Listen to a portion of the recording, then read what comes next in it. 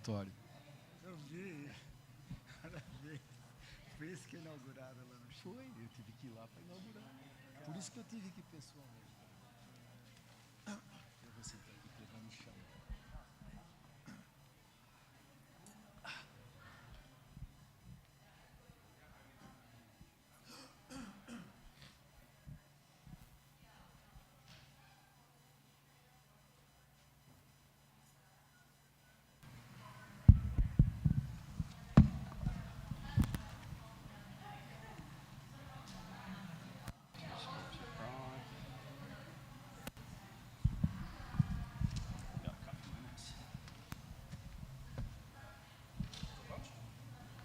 Was kind of fast because I was worried with my talk, but it was okay. Did you go out for lunch or? No, students having problems, so I helped them. So I let me go back. Yeah, it just has it's a continuing problem. It's a continuing. Yeah, some came on with some painkillers. It's not like food poisoning. No, something he grew up with. But it's under control. I just saw him. He's feeling much better than an hour ago. You know, spinal issues, being cramped. Yeah, being cramped in beds and I'll go bug people from out back. Make sure everybody's here.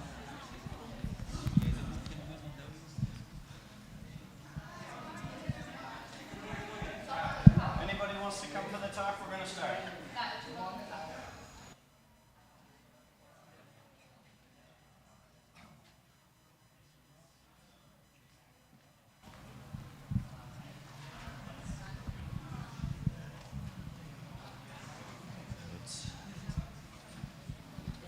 Come on, hurry up.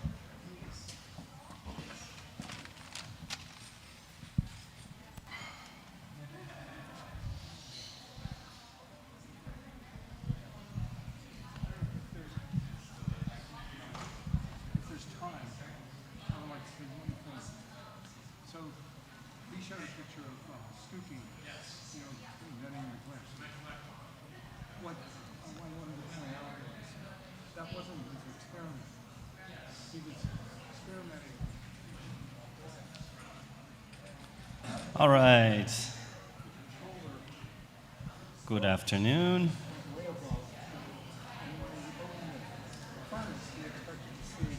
Come on in and grab a seat. But I wanted to tell the students that All right, folks, if everybody could grab a seat. it was a failed experiment. What was good was he said he didn't just throw it away and say, I'll do it again. He said, when did this happen? Good. Why wasn't it? Yeah, perfect.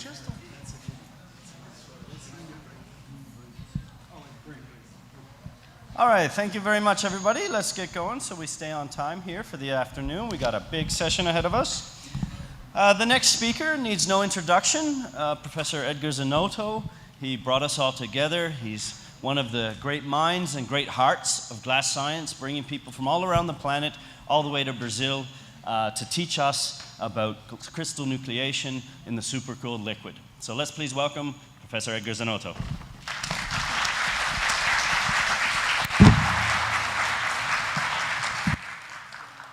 Thank you very much. I will start with apologies. If you read my abstract, I'm not going to talk about what's written in the abstract. I realized this morning at 4 a.m. I was awake, checking my slides, and I had 142 slides. So, after a few caipirinhas last night, I just realized that I would not be able to cover all of them. So, crystal nucleation, crystal growth, overall crystallization, glass forming ability. I had all of these in my abstract. I'm only going to talk about crystal nucleation today. And if you come to Wuhan, to the winter school, I promise to continue, talk about crystal growth and maybe glass forming ability and overall crystallization, Professor Ji Hong. So, thank you very much. As you can see now, I have a new job in China. I'm a permanent visiting professor at Wuhan University of Technology. Thank you very much, Professor Ji Hong and colleagues, for inviting me. And I think this is a new challenge for me. You know, I have 6 months to learn Mandarin, you know. It'll be fun. Okay, so let's talk about the first stages of crystallization. Nucleation, crystal nucleation. And by now you know where São Carlos is, where São Paulo is, so I can skip these transparencies. Just briefly say that I'm the director of the CERTEV, and the CERTEV is the Center for Research, Technology, and Education in Vitreous Materials. Unfortunately, the funding will finish in June. I have had funding for 13 years, continuous funding. It will finish now. So I'm back, you know, to the money raising, you know, stuff again after 13 years. But this is fun also. We have here in São Carlos 9 PIs, so 9 professors working on glass science and technology in 2 universities. So the University of São Paulo here and the University of São Carlos you're going to visit tomorrow. This is one of the largest academic glass groups. Not comparable to Wuhan, because they have over 30 faculty working on glass in Wuhan. But in most places, it's 1, 2, 3 professors or so. In China, everything is gigantic, you know. Anyway, so 31 now, because I'm in Wuhan also now. All right. So, we have an international advisory board, and Dr. Martin Letts, who is sitting here, is one member of our advisory board, and Professor Helmut Eckert is the vice director of the center. So regarding my own activities, you know, and this is for interaction networking, you know, my major interest always has been on the fundamentals of crystallization, dynamic processes in glasses, you know, viscous flow, sintering, diffusion, nucleation growth, liquid phase separation, dynamic processes. Atoms are moving somehow when you heat them up. And we have published a number of papers in this area. Starting 1980, you know, I finished my master's here in the Institute of Physics. I did physics here in 1978, but there was no pressure to publish those days. So my first paper was published only in 1980. You know, these days, you guys, you have to publish. If you want to follow up, you know, you have a pressure, you have to publish. Those days, you know, we took 2 years to write my master's paper. You know, it's still a good papers, at least. Okay, so this is an schematic plot. So this is my major area, you know, and this is the number of papers. Then we have glass ceramics. I started my more applied part, you know, if you can understand and control crystallization process, in principle, you are able to design glass ceramics for different purposes. And we have been doing that for many years already. And then later on, when Professor Larry Hench, one of your colleagues, came here, spent 10 days here, and we started with Oscar Paito, this guy here. Oscar, please stand up. Oscar was a student for Professor Larry Hench. He's the first guy who did bioglass here in Brazil, and we started together. He was a young guy, though, had some hair, and I had dark hair. But we interact with Professor Hench. It's fair to say that he started the bioglass activities here in Brazil, and we still have some activities going on bioglasses. Then ionic conducting materials. You have seen my colleague, Professor Ana Cândida, gave a talk today. That's her favorite field. And finally, in the past 6, 7 years, we started to work on machine learning techniques. And we have a good group now. Maybe my largest group now is working on machine learning, trying to understand and develop new glasses. So this is, you know, in one slide, this is my CV regarding research work, and that's the areas I am interested on and open to collaborate with you and with your supervisors if you want to. Okay, so let's move. Oh, if you are interested in this topic, I think Lorena was here. She is here, Lorena. She is now a young professor in our department. She was a postdoc at the time, and I recommend to you this paper, very long review paper on crystal nucleation in glasses that we published in this Progress of Material Science, very, very tough journal to publish in. The impact factor is like about 40 or so. It's very difficult to get published in this journal, and this is a very good paper in my opinion. Okay? It's all there. I know I'll never be able to finish this talk, but you can read the paper. You know, all the details are in this paper. So, introduction to glass and glass ceramics. If you look at this very famous book by Professor Dr. George Morey, who was working the National Bureau of Standards, the NIST in the USA, he says that uncontrolled crystallization is a danger. If you want to make a glass, you have to be able to avoid crystallization. So this is called devitrification, uncontrolled crystallization. And that's why a lot of people in the glass field are interested in crystallization. On the other hand, if you want to really control crystallization, you can develop glass ceramics. And we have people here from Schott, one of the major producers of glass ceramics in the planet. These are very sophisticated materials that you can produce if you are able to control crystallization. If you look at Scopus, and I did this last month or so, you see that glass ceramics crystallization, nucleation, crystal growth, glass forming ability, all together, these keywords, they are more frequent than even glass transition. So this is the most frequent keywords in glass science. Crystallization-related phenomena are very important for the reasons I have already explained it to you. And then if you are able to crystallize, you can come up with very, very nice microstructures, and they are not only nice, but they control the ultimate properties of your glass ceramic. You know, the number, the shape, the chemical nature, the orientation, the volume fraction, you know, all these things that we call nano or microstructure control the overall properties of the glass ceramics. And we have collected, I think I have collected along the years over 50,000 micrographs.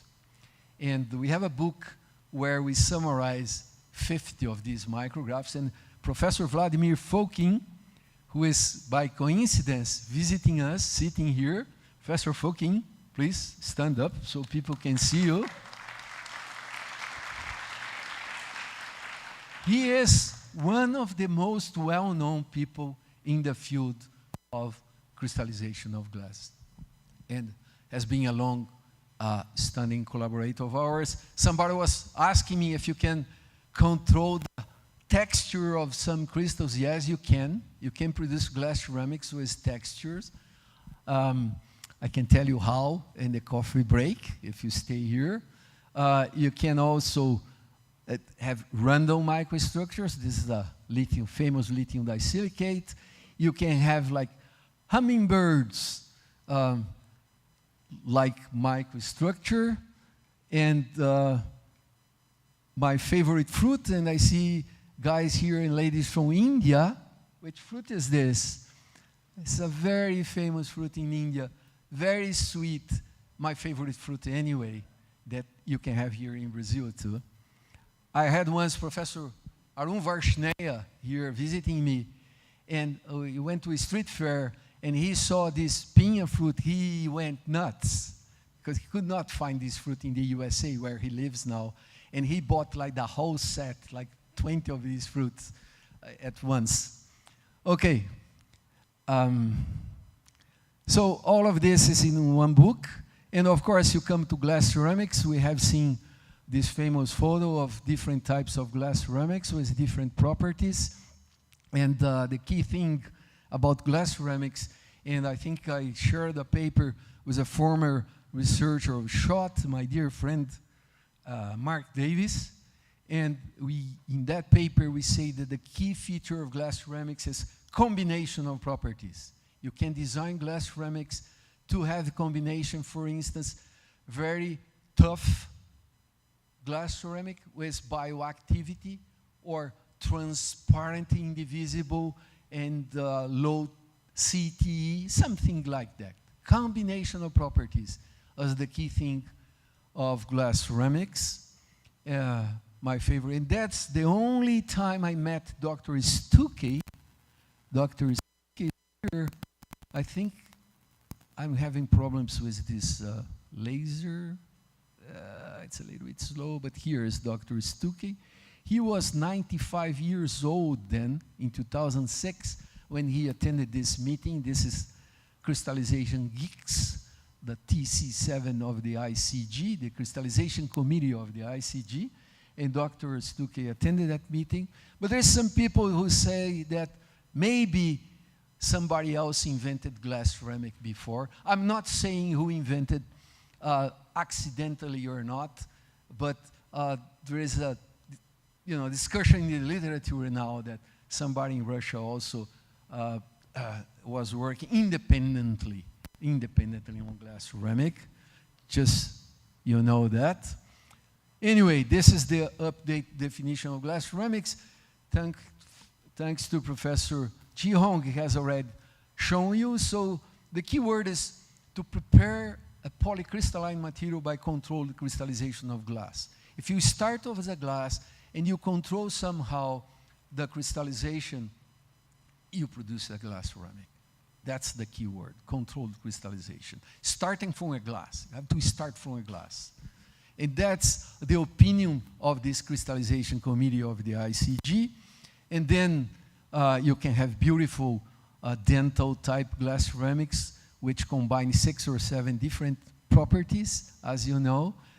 You can have Oscar Paitos, by coincidence, he is here, and this is his thesis, where he started with bioglass, started here with bioglass, this is the 4-point bending strength, and crystallized in a controlled way, and invented a still very bioactive material with much higher K1C and strength, called it biosilicate. Okay, and then, this is a white shark, because a bite of a white shark is more or less 200 megapascal. So our glass ceramic can stand a bite of a hyena or a white shark. That would be a nice experiment for an undergrad student to do, Do your test and see what happens. Okay, I think Anna, my colleague, has already introduced it, and I love this slide because you see, by picking some particular composition and starting from, this is the conductivity here, ionic conductivity, this is the glass.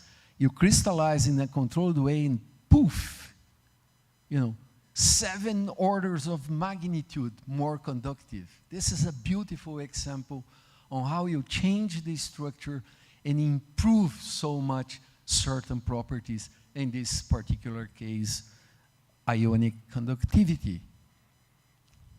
Right. And finally, there are many other examples. I'm just taking one that you know, and probably you're using a cell phone with a glass ceramic instead of a glass. And I'm glad to know that Professor Ji Hong himself, he developed this transparent, hard, tough material for some Chinese cell phone, Xiaomi cell phone. He did it. So it's an honor to have such a person here, because this is not so easy to go from the university to the market. Believe me, it's very, very difficult. I have been here for 49 years, and I have tried different things in different ways, and believe me, it's very difficult. So congratulations for this invention. Beautiful. Anyway, now, do you really know what glass is? This is a short course on glass, and there's a nice paper published by the Royal Society of Chemistry in the UK, and they start with this question: do you really know what glass is? Oh, if you know, you don't have to read this article. If you are not so sure that you know what glass is, take a look in this short article by the Royal Society of Chemistry. And in my opinion, glasses, and let me show you a different plot here that not many people show. Yeah. Glasses, you start from a liquid, you go to the supercool liquid, and then eventually you reach a glass transition and you freeze down the liquid structure. So the structure of a glass is exactly the same as the structure of its isochemical supercool liquid. The key thing is, if you now have a glass that you made somehow, and then you treat this glass a little bit below the glass transition, it will relax back to the supercool liquid. All glasses like this one, they are relaxing. Glasses are relaxing all the time. At room temperature, it will take forever. It will take a long time. But if you heat them up a little bit, you have relaxation in maybe a few hours, maybe minutes. You have seen Ricardo's lectures about glass relaxation. All glasses relax. Glasses are non-equilibrium materials. Non-equilibrium, they spontaneously relax. But also, if you wait longer, if you wait a little bit longer,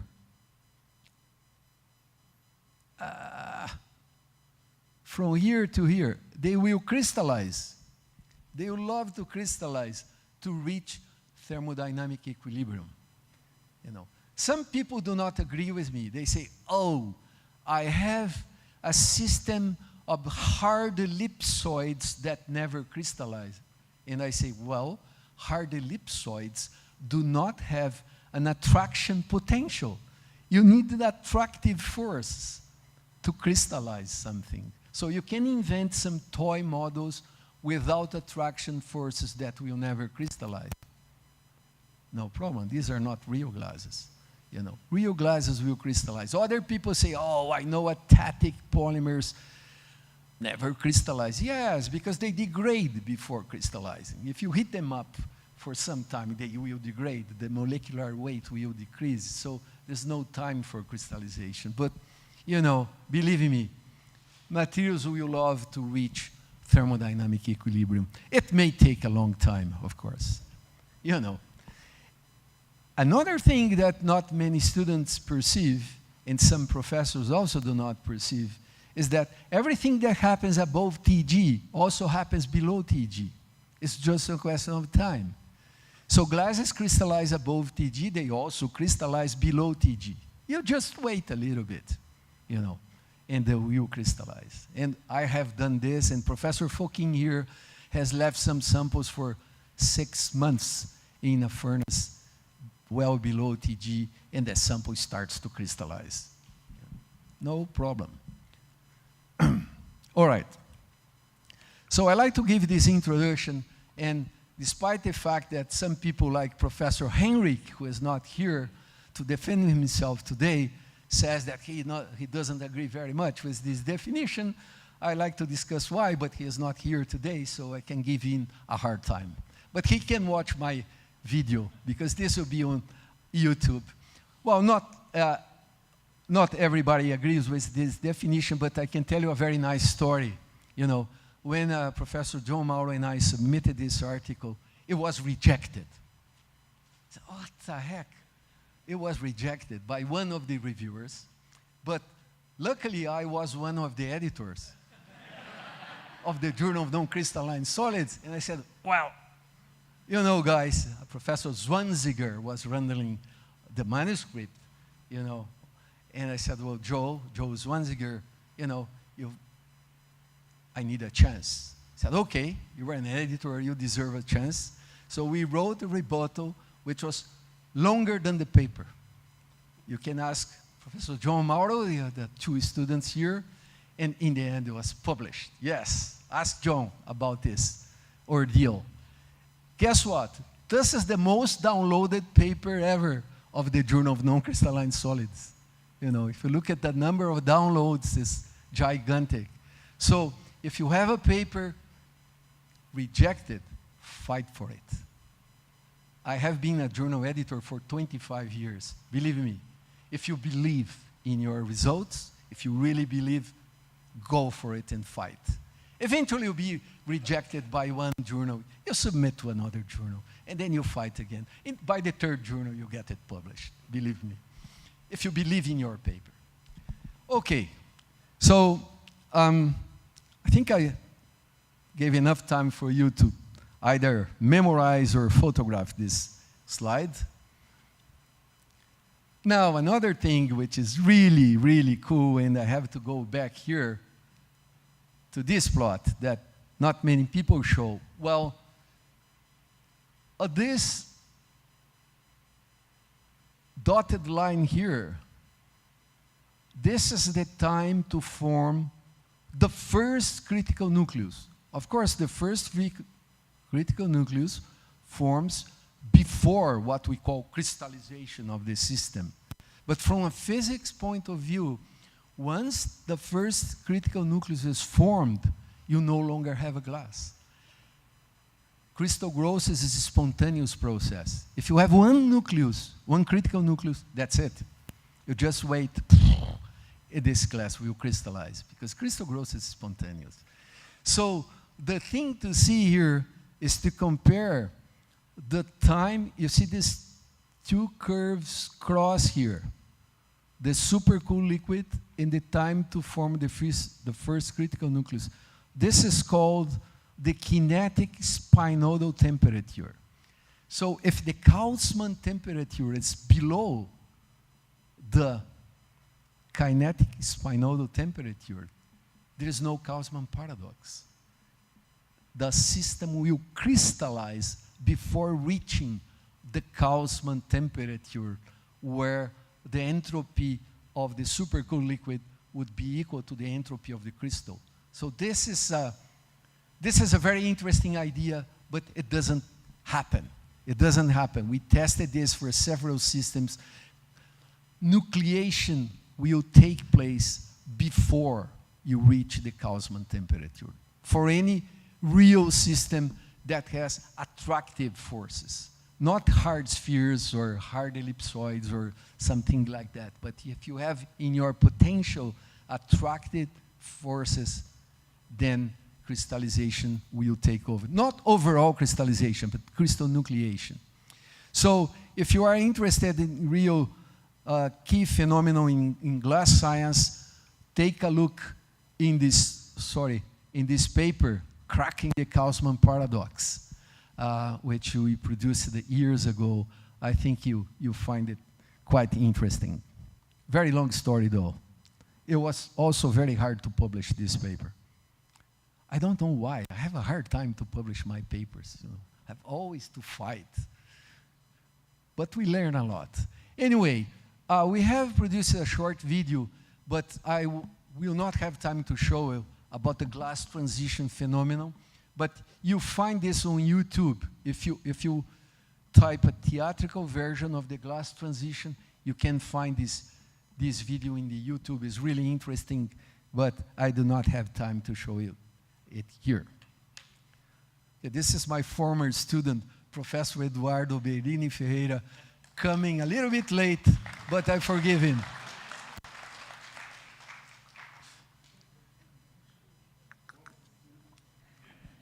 I don't know why, I still like to give a hard time to my students or former students.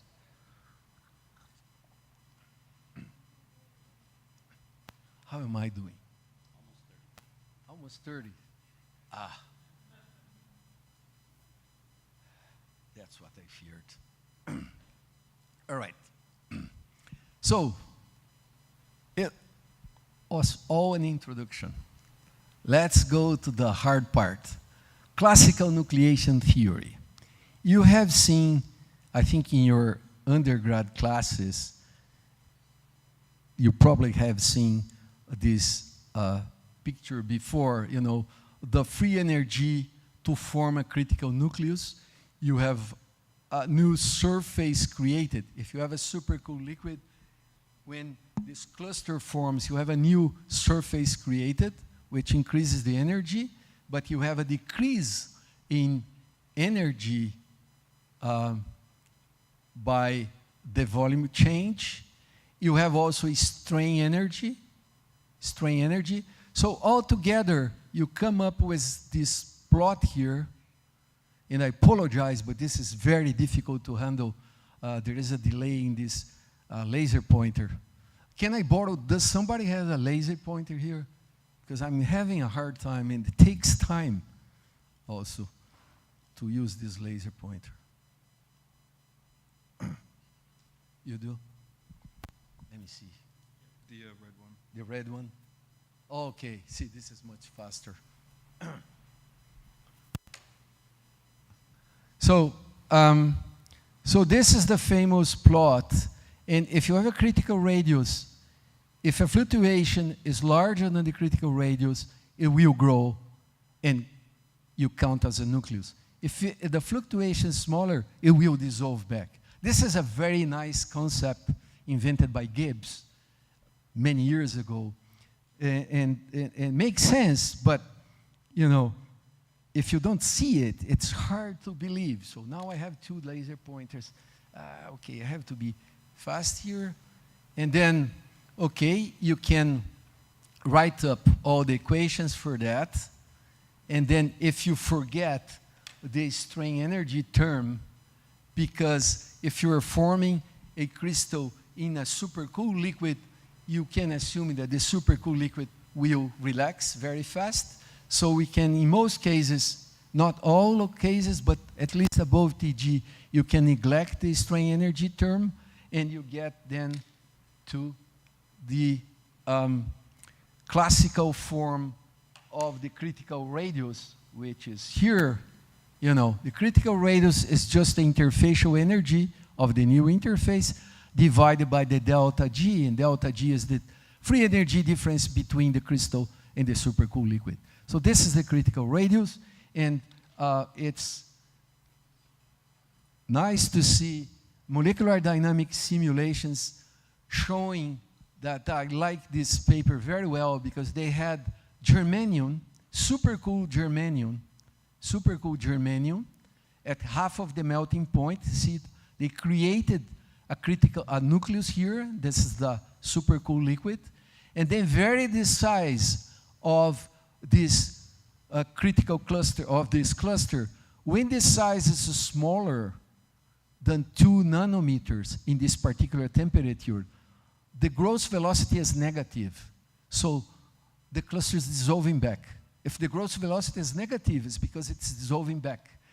If the radius is larger than 2 nanometers, it grows. So this is a proof, completely independent proof of Gibbs' concept. You know, small fluctuations dissolve back. Larger than a certain critical size will grow, and you count as a critical nucleus.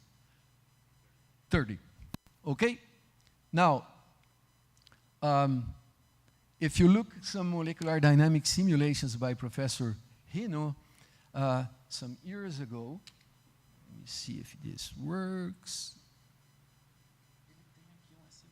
Hã? Ele tem aí? Põe o USB aí. Aí vai ficar bom.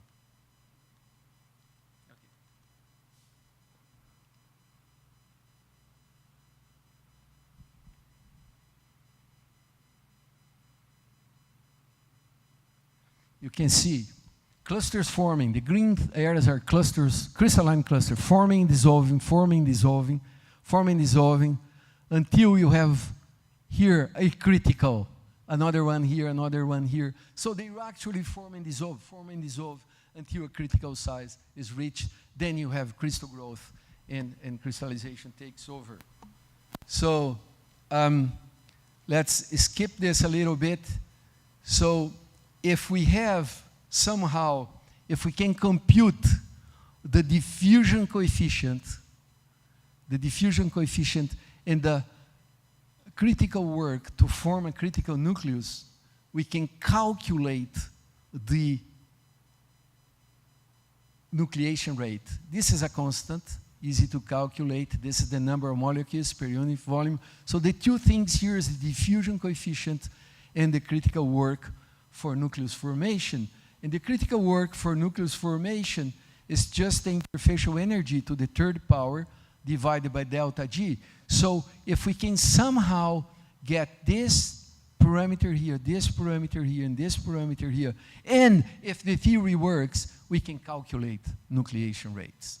So people have tried this in several ways, and experimentally, you never have the diffusion coefficient. Like if you have a soda lime silica glass, what's the diffusion coefficient? It's a complex combination of all the elements in the matrix. So we assume, and many people assume, that the viscosity, you can calculate back the diffusion coefficients from the viscosity using the Stokes-Einstein law. So many people do not have the diffusion coefficient. They use the viscosity here. They measure the viscosity and calculate the diffusion coefficient, and then they measure delta G by calorimetric methods, but the interfacial energy is unknown. You cannot measure, there's no equipment to go there and measure the interfacial energy between a nucleus of 1 nanometer and the supercooled liquid. So it's unknown, one known parameter. Still, with one known parameter, you can fit. So you measure nucleation rates, let's say lithium or barium disilicate or soda lime silica glass. You measure the number, you measure the size, you measure the volume fraction crystallized. There are ways to measure this. And then you get all the parameters, the kinetic parameters experimentally. You produce like a nucleation rate curve, like this one. 1 billion, the maximum is 1 billion nuclei per cubic meter per second. I have this curve, also have the crystal growth rate curve, and then test theory against, let me see here. Yes, you test experimental values against the predictions of the classical nucleation theory with one fitting parameter. This is one fitting parameter. Guess what? The temperature dependence is well described, but look at the magnitude. This is log scale. 30 orders of magnitude, 30 orders of magnitude discrepancy between the predictions and the experimental values. So a famous professor, David Pye, in the USA once told me, Edgar, this must be the worst theory ever. You have to write a paper for the Guinness Book of Records. I said, oh, that's a good idea. At least I get one of my papers published. I'll tell you the story in the end. But this, we tested, and Professor Fouquin here tested, and Ken Kelton, and Lindsay Greer, Ivan Gutsov, many people have tested this theory. And for other systems, you always see this huge, this is log scale discrepancy. So why is that? Why there's this discrepancy? This is a nice theory, but there's always this huge discrepancy in orders of magnitude, 30, 25, 50 orders of magnitude. Is it the theory that is incorrect, or we are doing something wrong? By we, I mean myself, my students, and many other people in the world, we're doing these kind of things. So there are several possibilities for this discrepancy. Maybe it's not homogeneous nucleation. Maybe there are defects there. We are observing heterogeneous nucleation, so the theory doesn't work. Maybe meta-stable phases form, so the thermodynamics that we use is incorrect. Maybe the elastic strengths should not be neglected. maybe dynamic heterogeneities. There's many maybes and many papers with these maybes, including some of my own papers. It's maybe this, maybe that, test this, test that for years. Finally, molecular dynamic simulations. And I'm glad to see Alfonso here and Pedro Rino is also here, and there's some Rachel and some people doing molecular dynamic simulations. So by doing that kind of experiment, you can compute homogeneous nucleation rates in different undercoolings. You just measure the time it takes to form the first critical nucleus, you change the temperature, you measure again, you can measure, spontaneous nucleation in certain systems that nucleate very fast. By fast, I mean the molecular dynamics time scales. And we did that for several systems. You can also compute the diffusion coefficients. That's the key thing. You compute the interfacial energy, the diffusion coefficients, and delta G. Everything by molecular dynamics. And then you can plug these values in the classical nucleation theory and see what happens. And trying to finish, Leila, she was here this morning. It's a young researcher that works with us in molecular dynamic simulations. This is the work of Leila for zinc selenide. You could say, why zinc selenide? Well, because Professor Rino developed a very strong potential for zinc selenide. That's the only reason. Had a very good potential, and we can measure nucleation rates. So we use this as a model system, and the red dots here are homogeneous nucleation rates computed by molecular dynamic simulations. And then, guess what? The two curves are calculated by classical nucleation theory using the parameters obtained by molecular dynamic simulations. Very nice agreement. I mean, I was used to see discrepancies of 30 orders of magnitude. This is maybe half an order of magnitude or so, if you amplify. This is agreement. This is beautiful. But there's always a reviewer that says, wow, that should be a coincidence. You have to try in another system. Oh my God, this is 1 year of work, It's another year of work. Let's find another potential, another blah, blah, blah. It's a year of work, believe me, or more. Okay, let's find another system. So we tried with barium sulfide. Professor Rino had another potential for barium sulfide, and you can see here this is the computed values by MD, and this is different forms of calculating the nucleation theory. But overall, we have a very good agreement. You see the black curve here. And finally, nickel. I have another former student of Professor Rino. He had a very good potential for pure nickel. This is a metallic nickel. Metallic nickel, we had nucleation rates, so 10 to the power 34. This is a huge number of nuclei here by two different methods. So this is the nucleation rate curve for nickel. And this, guess what? Experimental values. Some people in Italy had measured nucleation rates in supercool nickel here. See our simulations here. See the triangle here? And this is experimental values. 4 more minutes. No, 40, thank you. 40. So I'm still okay. Yeah? Still okay. So this is very nice because we finally could compare, simulations with calculations, calculated from CNT with experimental values, at least for this system where some people were able to measure nucleation rates. And that's exactly why we have picked this system, because we knew that there was experimental data to compare. And finally, to finish my talk, let's talk about the most important liquid of our planet, water, and take a look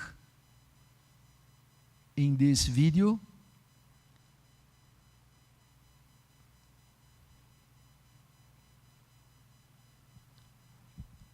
This is atomic scale crystallization of water. Atomic scale crystallization. See the liquid and the crystal layer forming. Very, very nice. This is from another group. I have the citation there. And water is I cannot tell you how important water is. So I had one very bright former student, Azat Tipev, who was also a computer simulation geek, to get experimental data. This is the nucleation rates in log scale, temperature for water. These different authors have measured. Water is so important that many people worked with water. So we have experimental data. Then we have Azat's simulation, CMD, these 3 green squares here, where MD computed spontaneous nucleation in water, and then the calculations from classical nucleation theory here. And if you take all the uncertainties and errors into account, you have, this area here. This is our calculations from classical nucleation theory using parameters obtained from molecular dynamics simulations. And the crosses are experimental data, and the 3 data points here are Azat's computations from his MD simulations of spontaneous nucleation. So this is Azat. So summary, I think that for certain phenomena like crystal nucleation, I think molecular dynamics is a wonderful, although I am not an expert on molecular dynamics simulations, but it's a wonderful tool to get into the intricate details of diffusion, of interfacial energy and delta G. And then after all these years, because the classical nucleation theory was derived in 1953 or so, 1955. So I think it works extremely well. Not well, extremely well, as judged by all these examples that I have given.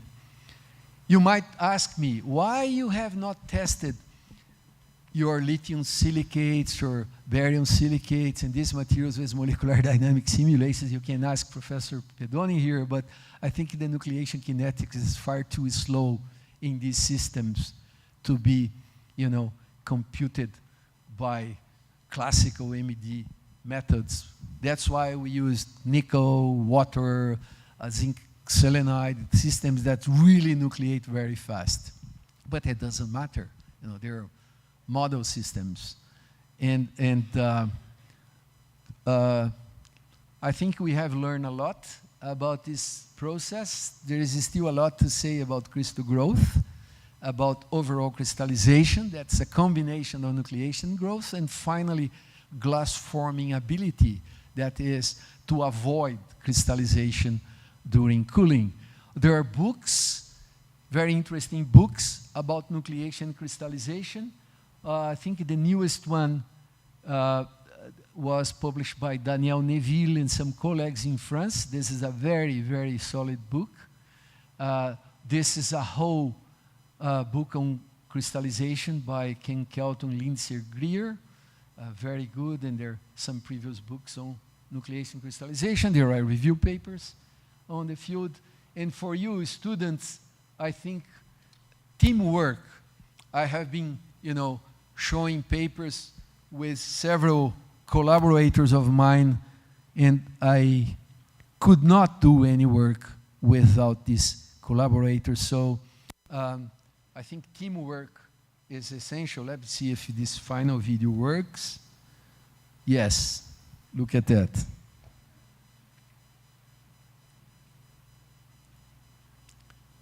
Thank you very much.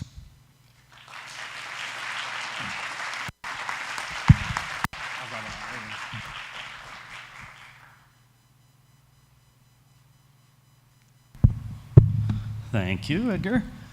Do we have any questions?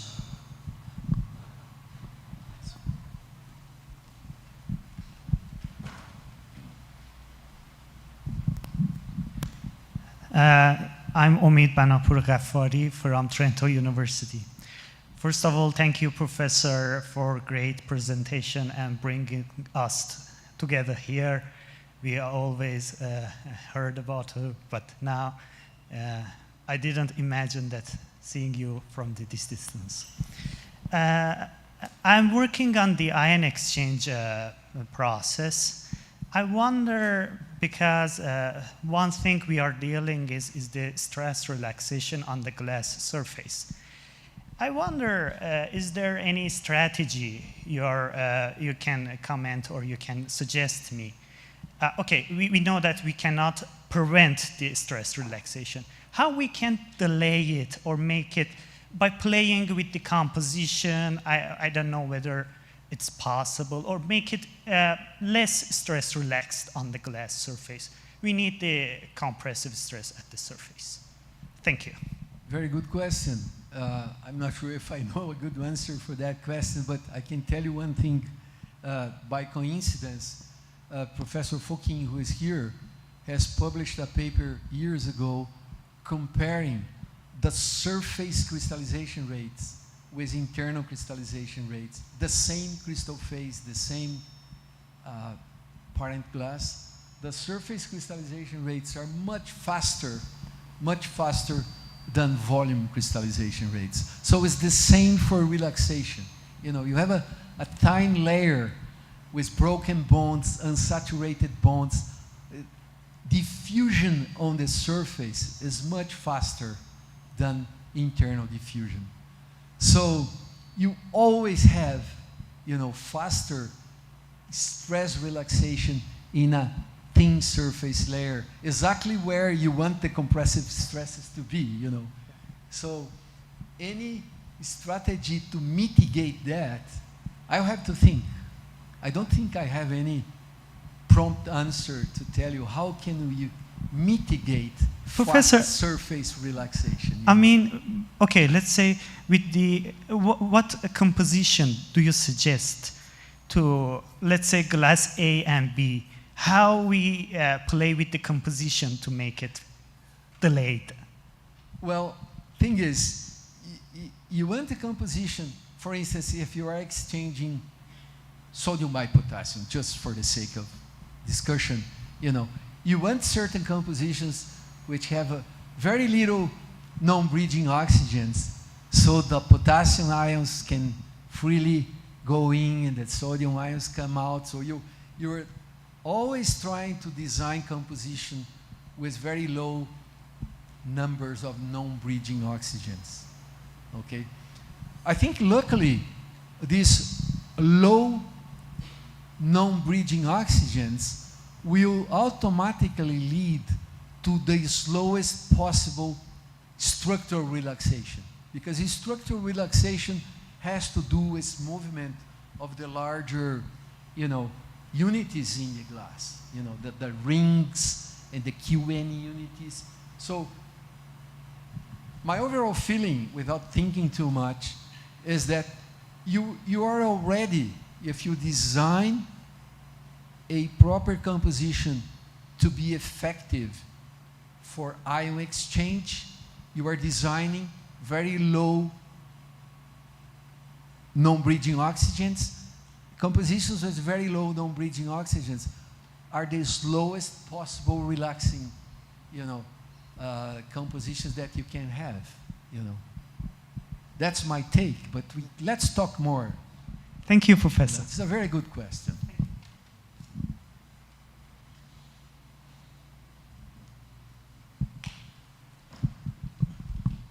Thank you, Dr. Sonoto, for your talk. This is Rachel from Washington, D.C. And I was wondering, how would you describe the supercooled liquid structure or properties as compared to the crystalline or glassy state, and what properties usually change as a glass relaxes? Right. I think the super cool liquid in the glass, the isochemical glass that was made from that super cool liquid, they have the same structure. The structure is the same, except for that you are looking at slightly lower temperature or so. Maybe it's a little bit denser, 1% denser or so, but the structure, the ring size distribution, these kind of things is exactly the same. Regarding the QN unities, we have done some work. The QN, for instance, if you take a lithium disilicate, that's one example that I had in my mind. Lithium disilicate is a Q3, dominated by Q3 unities. It has a little bit of Q2, a little bit of Q4, but it's mostly like Q3. So the fraction of Q3 increases as you decrease the temperature towards the glass transition. When you reach the glass transition, of course, you have freezing in, and you have that Q3. So it approaches the crystal structure. The crystal structure will be 100% Q3, right? The crystal structure will be 100% Q3. The disilicate liquid will have like 50% Q3. As you approach glass transition, it will have maybe 80% Q3. So it's approaching, as you cool down, it's approaching, in terms of Q unities, it's approaching the crystal structure. Regarding the ring size distribution, I have to ask the experts here. I don't know, Helmut or Ben or Alfonso, because I don't have this in my mind. But also we had some NMR work with Helmut and Henrik years ago, showing that during relaxation, below TG, the lithium arrangement becomes more and more crystal-like. Like this is our result, very detailed work from Henrik. So overall, I would say the glass wants more and more to become a crystal. It would love to become a crystal. You know, you give it some time, it will crystallize. Thank you. Yeah. Sure.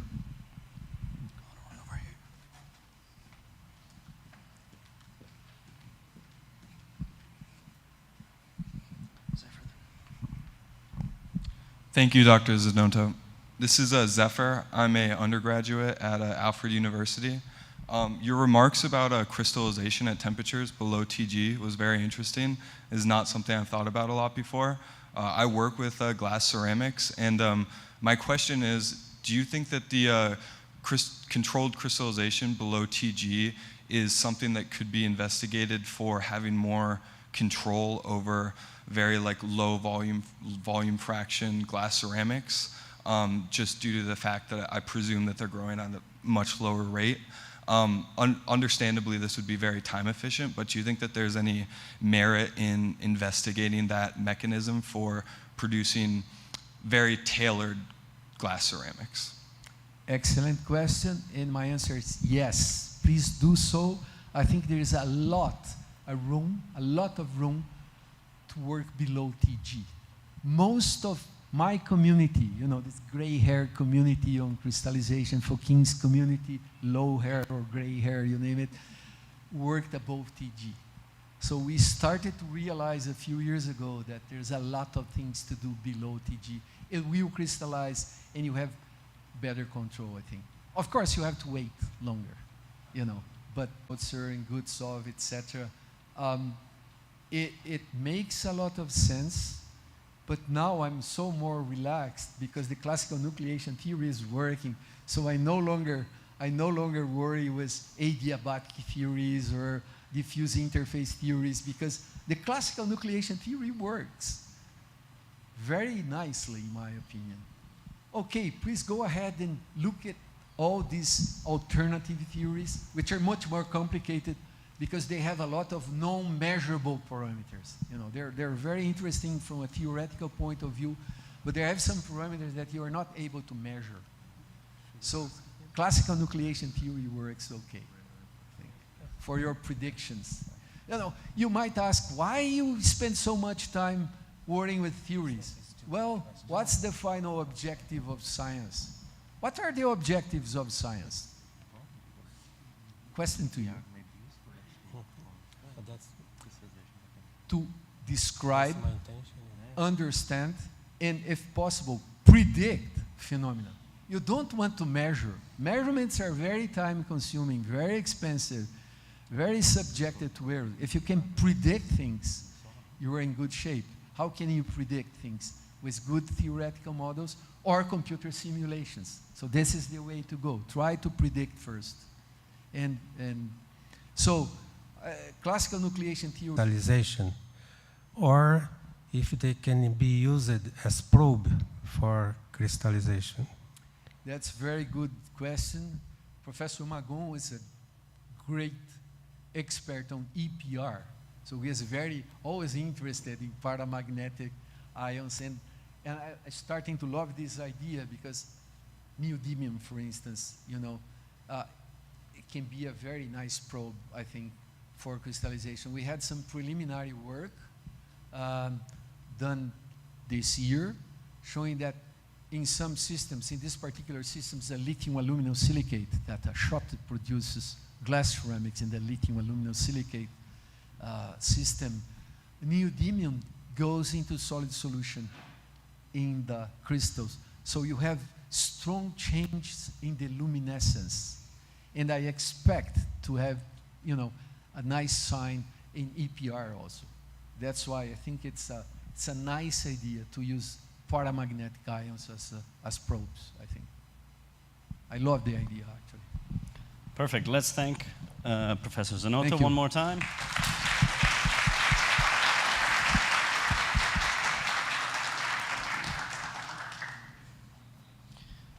Do you know what's happening with the online presentation? Oh, here we go. I think I can get this. Where's my... I think that's yours. This stuff.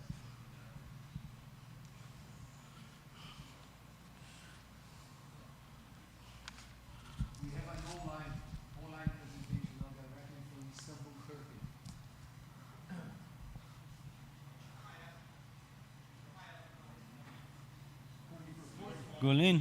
Gulin, do you hear us? Yes, hello. We hear you. Great. I hear you as well. Perfect. So our next speaker comes all the way from Istanbul. Gulin Dimrak is joining us from CCGEM, and she's going to talk about high-performance glass fibers. I'll let you take it away from there, Gulin.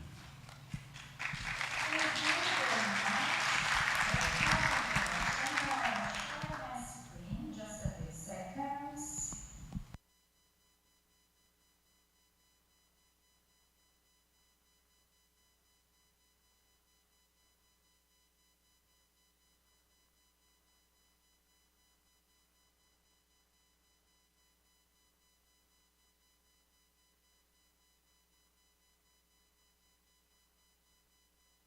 Think is good, yeah?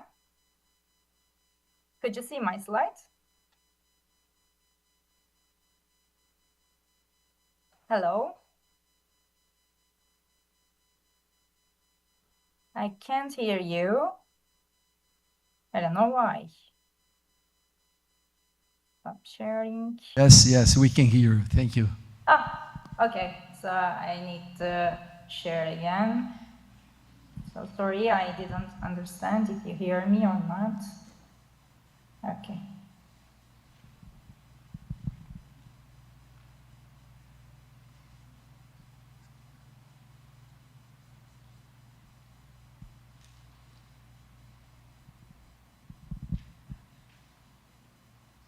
Okay. Hello everyone, greetings from Istanbul. Glass fiber is everywhere, yet almost invisible. The wing of the plane you flew there, the wind turbine blade you passed on the highway, the pressure vessel storing hydrogen for tomorrow's fuel cell cars. All glass fiber. But for decades, the industry has been asking a harder question. Can we push glass further?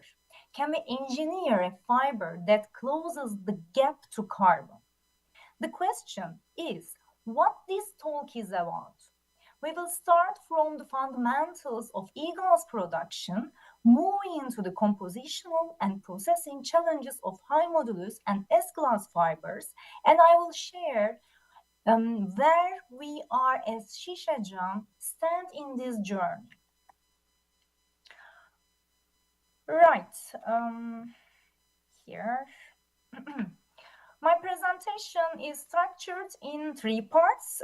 We begin with e-glass production. We then move to high modulus and ultra high modulus glass fibers, which is where the most active development is happening globally.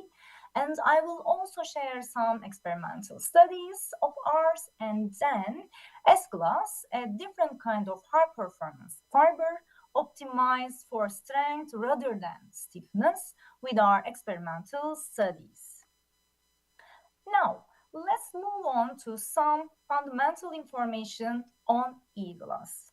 The E is originally stood for electrical, referring to its excellent electrical insulation properties.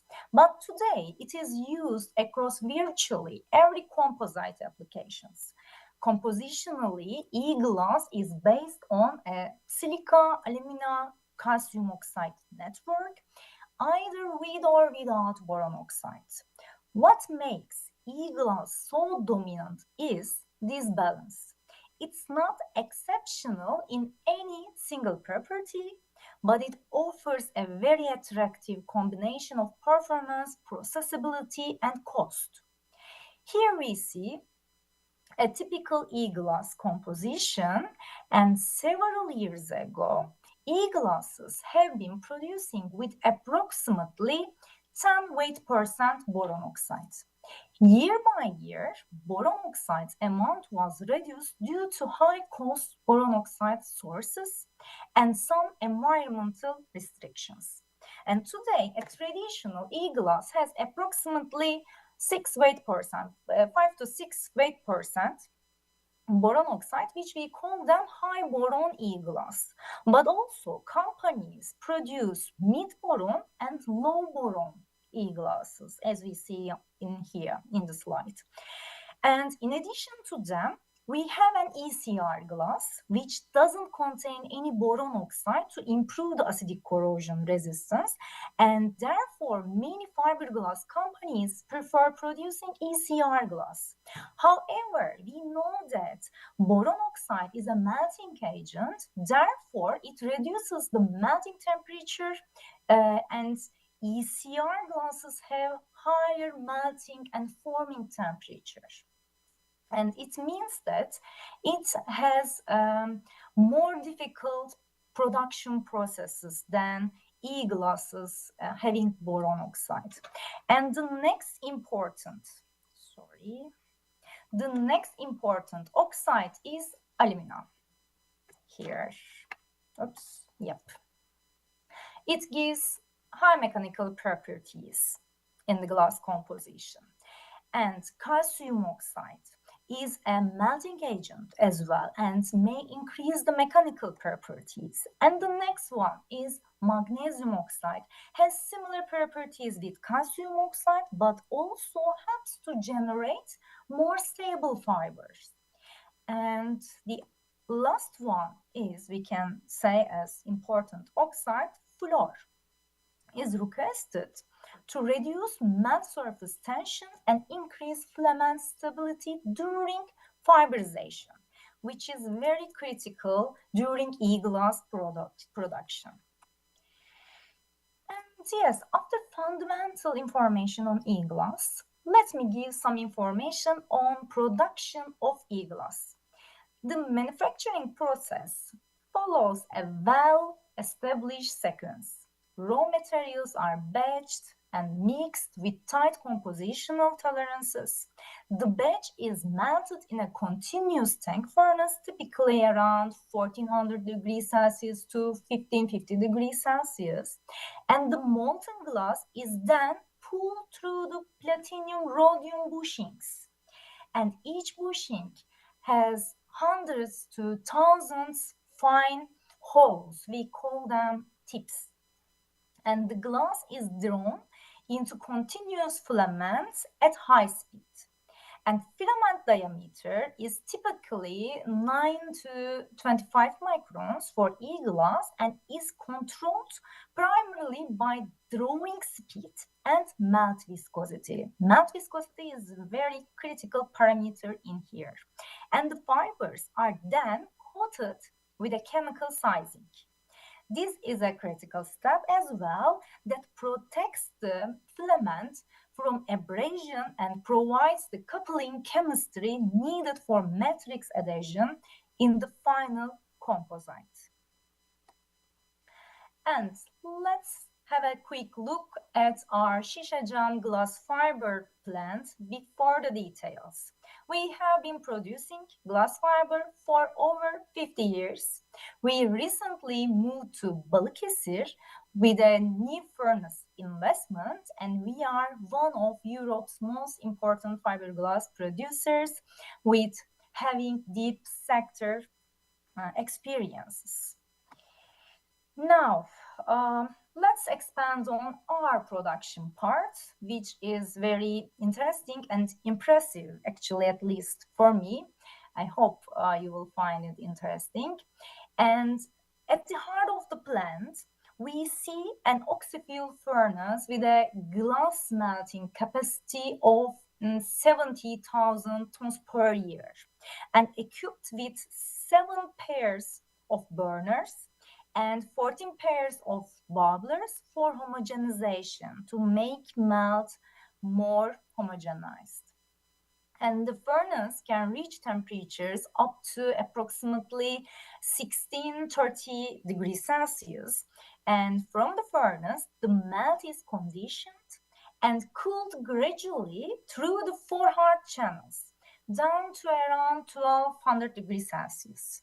And the fiber is then drawn through the bushings, dropping from 1200 degrees Celsius to around 40 degrees Celsius in a matter of milliseconds. Now, let's look at the most critical steps in e-glass production. First, high-speed winding machines pull the melt at around 20 meters per second and defining a filament diameter of 10.5 to 23 microns for our plant. And immediately, a specialized organic sizing is applied to protect the fiber and guarantee its chemical bond with the final composite matrix. And these fibers are then wound, processed to remove moisture and transformed into their final forms, such as mats, rovings, or chop strands. And they are ready for the specific composite applications. And each product has its own properties. Each product has its own challenges during production. And the next question is, where are all these products used?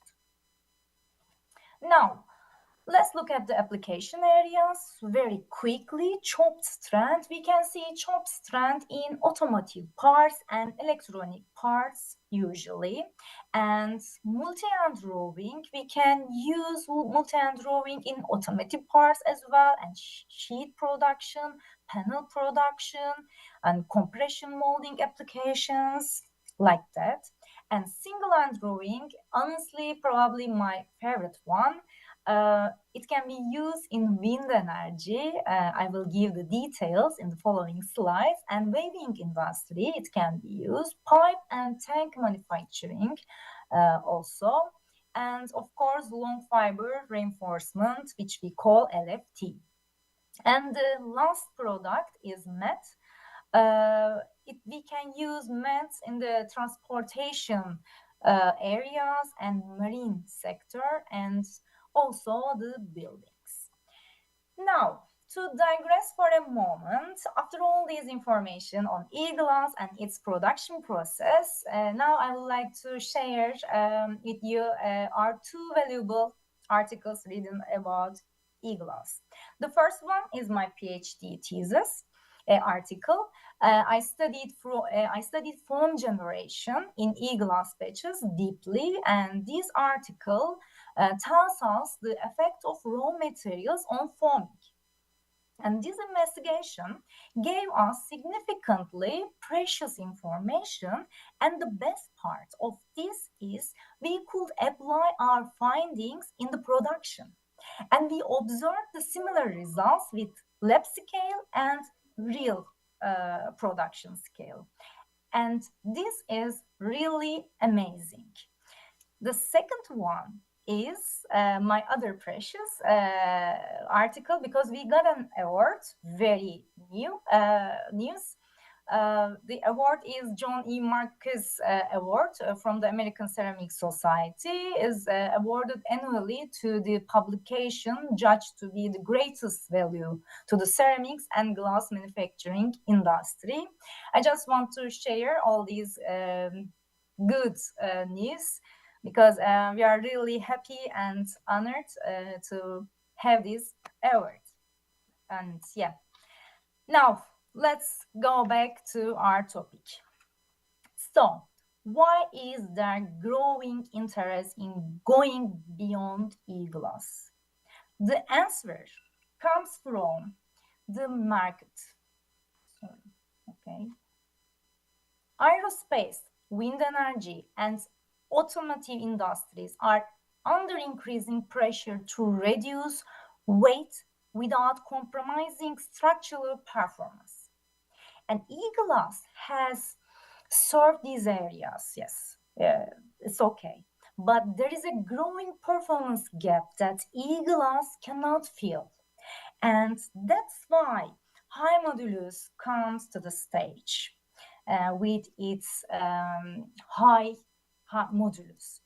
Now, here I would like to highlight the values of Young's modulus in the slide, and these results may be confusing for you, because according to some literatures, we see different values.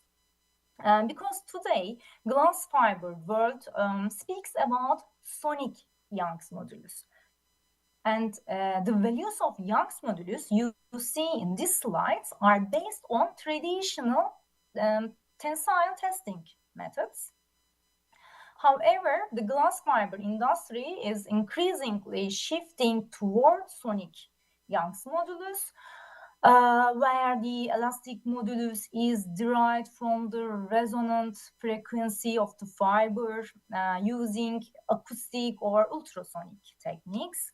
So, sonic measurement is non-destructive method.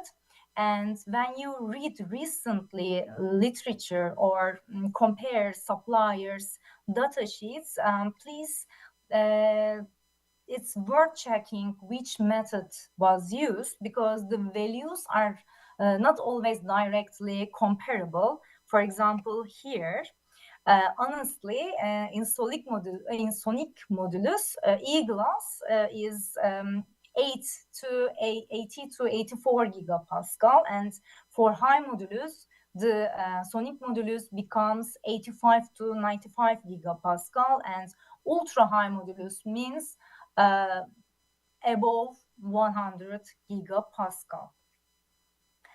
Yes, now let's expand on the oxide and their roles in high modulus composition. The core principle is very simple. A denser, more cross-linked network means a higher elastic modulus. To achieve this, we increase high field strength cations. And in here, magnesium oxide is the key. It boosts the packing density without ruining viscosity. This is also an important parameter. And high alumina content in the network, in the glass, acts as a network former and adding crucial cross-link strength. While exotic oxides like beryllium oxide push modulus higher, but they bring major processing and regularity issues, so we don't want to use them. And just as important is what we exclude a network weakening boron oxide and alkali oxides must be eliminated for high modulus, according to the literature. And this approach, predicting modulus based on dissociation energy and packing density, is driven by the Makishima-Mackenzie model. And today, magnesium oxide alumina silicate ternary system is the foundation of our high modulus development. Now, let's move on to the mechanical and thermal properties of high modulus and ultra high modulus. Looking at the properties of high modulus and ultra high modulus compared to e-glass and carbon fiber, the key takeaway is here is 15 to 25% modulus boost for high modulus and ultra high modulus over e-glass, but with similar or a bit better tensile strength. While density increasing slightly, unlike carbon in here, glass wins heavily on cost and rather transparency. Thermally, the softening points exceed 1000 degrees Celsius for ultra-high modulus, and this high temperature resistant is exactly what makes these melts so challenging to process, which leads us to our next slide. Now, let's continue with the processing challenges. We always talk about high module has challenges, ultra high modules has more challenges. Here you see the core processing hurdles for high modulus fibers. To get that stiffness, we need a melt chemistry that is highly corrosive, prone to rapid crystallization, and demands temperature above 1600 degrees Celsius. And this aggressive environment rapidly degrades refractories and platinum-rhodium bushings and gives us an incredibly narrow temperature window to actually draw the fiber. It means working range, working temperature. High modulus working temperature is really narrow, the most challenging part. And it's a massive engineering challenge, but the good news is that with our recent scientific adjustments with ours and others, producing standard high modulus is no longer the nightmare it used to be, even though ultra high module still pushes our limits. Now, let's continue. What are the application areas of high modulus? Despite the challenges, the application pool is real. And wind energy is arguably the largest near-term opportunity because we need longer blades. And that's why the high module is coming from this source. The world, we need longer blades for having more clean energy. And aerospace uses high modulus glass as well because rather transparency is required. And I think that's all. And that's enough for the application areas for high modulus. Yes, now I would like to share some internal development work, what we did at Şişecam. We have been systematically exploring high modulus composition. Our starting point was a reference high modulus composition based on here, as you see here, silica, alumina, calcium oxide, and magnesium oxide. From there, we defined our high modulus glass composition as HM1, high modulus 1. But since this part is a bit confidential, I cannot share our own compositional details. We have a patent application in this area, but I will give some details, of course, during this presentation. And from high modulus 1, as we see here, we systematically systematically introduced zirconium dioxide and titanium dioxide as additional high field strength oxides and studied their effect on both viscosity and elastic modulus. Looking at the viscosity results data here, one of the key challenges in high modulus development is reducing the forming temperature and of course melting temperature as well. And our high modulus composition already lowered the log 3, which calls forming temperature, from 1328 degrees Celsius to 1262 degrees Celsius compared to reference. And adding 38% titanium dioxide brought it down to further to 1233 degrees Celsius. A meaningful improvement for bushing stability. We made it. And log 2 in here shows melting temperature, but however, since it's really high, for now we cannot measure our melting temperatures by using our viscometer, but we are working on it and we will improve these parts. And on the modulus side, we measured Young's modulus by using our sonic devices, ultrasonic devices. So our Young's modulus are coming from sonic Young's modulus, both bulk and fibers. And our high modulus compositions reached 98 to 99 gigapascal compared to 89 gigapascal for standard E-glass. And in fiber form, of course, the values, the Young modulus values are slightly lower due to the surface effects and drawing conditions, but still well above E-glass, of course.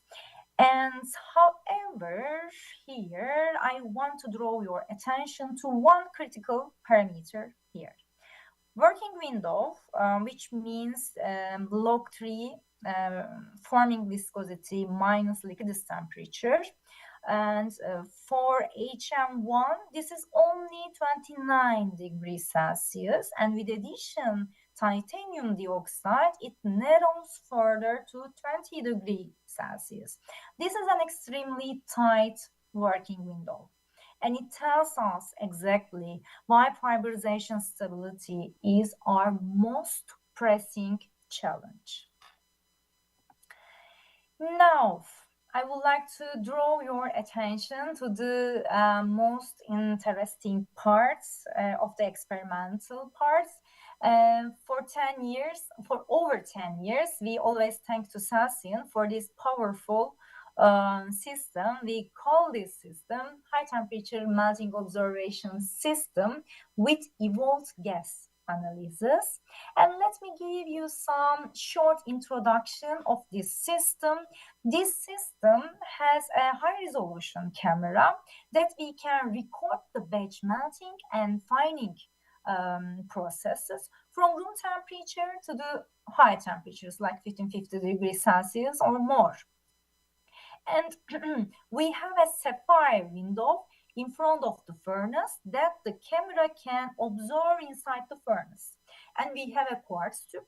We put our batch in this tube and we can seal this tube and generate a real furnace atmosphere like oxyfuel, air fuel, or dry. And so we can simulate a real furnace atmosphere, which is the most amazing parts in this system. And what can we do with this system? We can investigate batch melting and fining, refining processes. We can understand forming behavior, especially it is gases occurred during batch melting and fining processes such as. And what else? We can observe dynamic characteristics like bubble diameter, size distributions in this system. So I am really love the first two evolved gases during melting and fining processes, but this time during melting processes. and they are CO2 and CO gases. The evolved CO2 amounts are very similar in E-glass batch and high modulus batch, like 12 grams per 100 gram glass. This makes sense, by the way, because both batches rely on carbonate sources, and the total CO2 amount is very comparable. And the more interesting difference is in CO emissions. The high modulus batch produces slightly less CO. Here we see on the table. The reason is the absence of anthracite in high modulus batch. In E-glass, we added anthracite as a reducing agent, and it participates in the Baudouard reaction. And since high modulus batch doesn't contain any anthracite, so no anthracite means less bond reactivity, and it therefore less CO emissions. But why use anthracite in E-glass but not in high modulus? So this is another important topic about foam generation. E-glass batch has more SO3 than high modulus batch, and we have to add anthracite to control the foaming. And you will see a video after these parts, a few slides later, and you will understand me.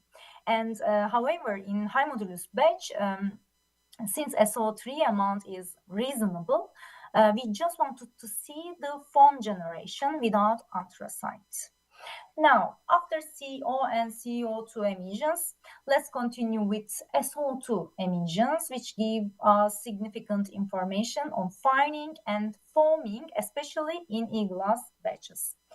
And SO2 versus temperature graph, here we see, can be divided into two regions, low temperature region and high temperature region. And the critical point is E-glass batch and high modulus batch are still in solid form in low temperature region. Although in high modulus glass, we see here an extended SO2 emission, but our batch is still in solid form, because we will see in the videos a few minutes later. And the evolved SO2 at low temperature region, since the batches are still in solid form, the evolved SO2 doesn't cause any foaming in this region.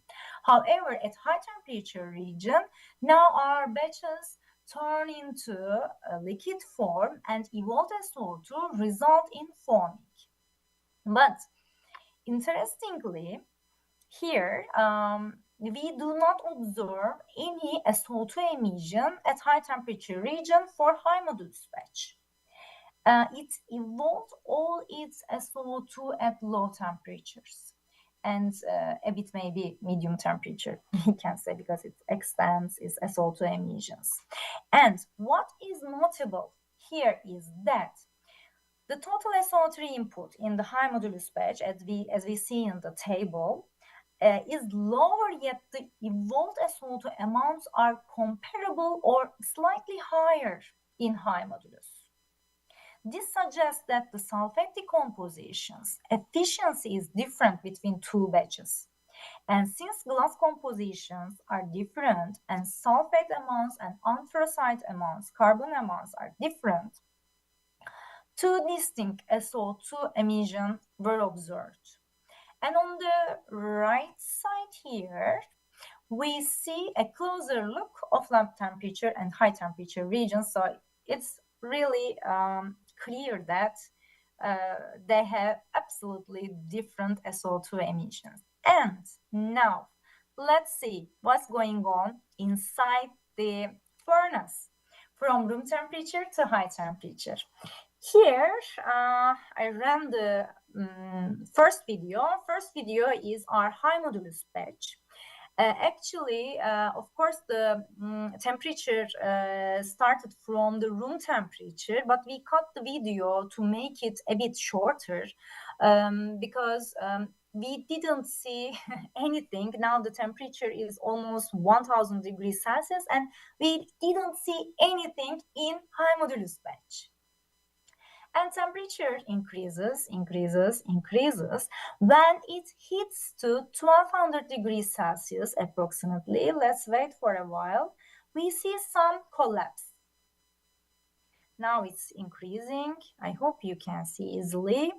Yes, it hits to 1200 degrees Celsius, it collapses, and now batch turns into liquid form approximately 1250 degrees Celsius, which is really high temperature. So until this temperature, the batch is still in solid form. So this is amazing. And this is amazing that we can observe, we can see these processes.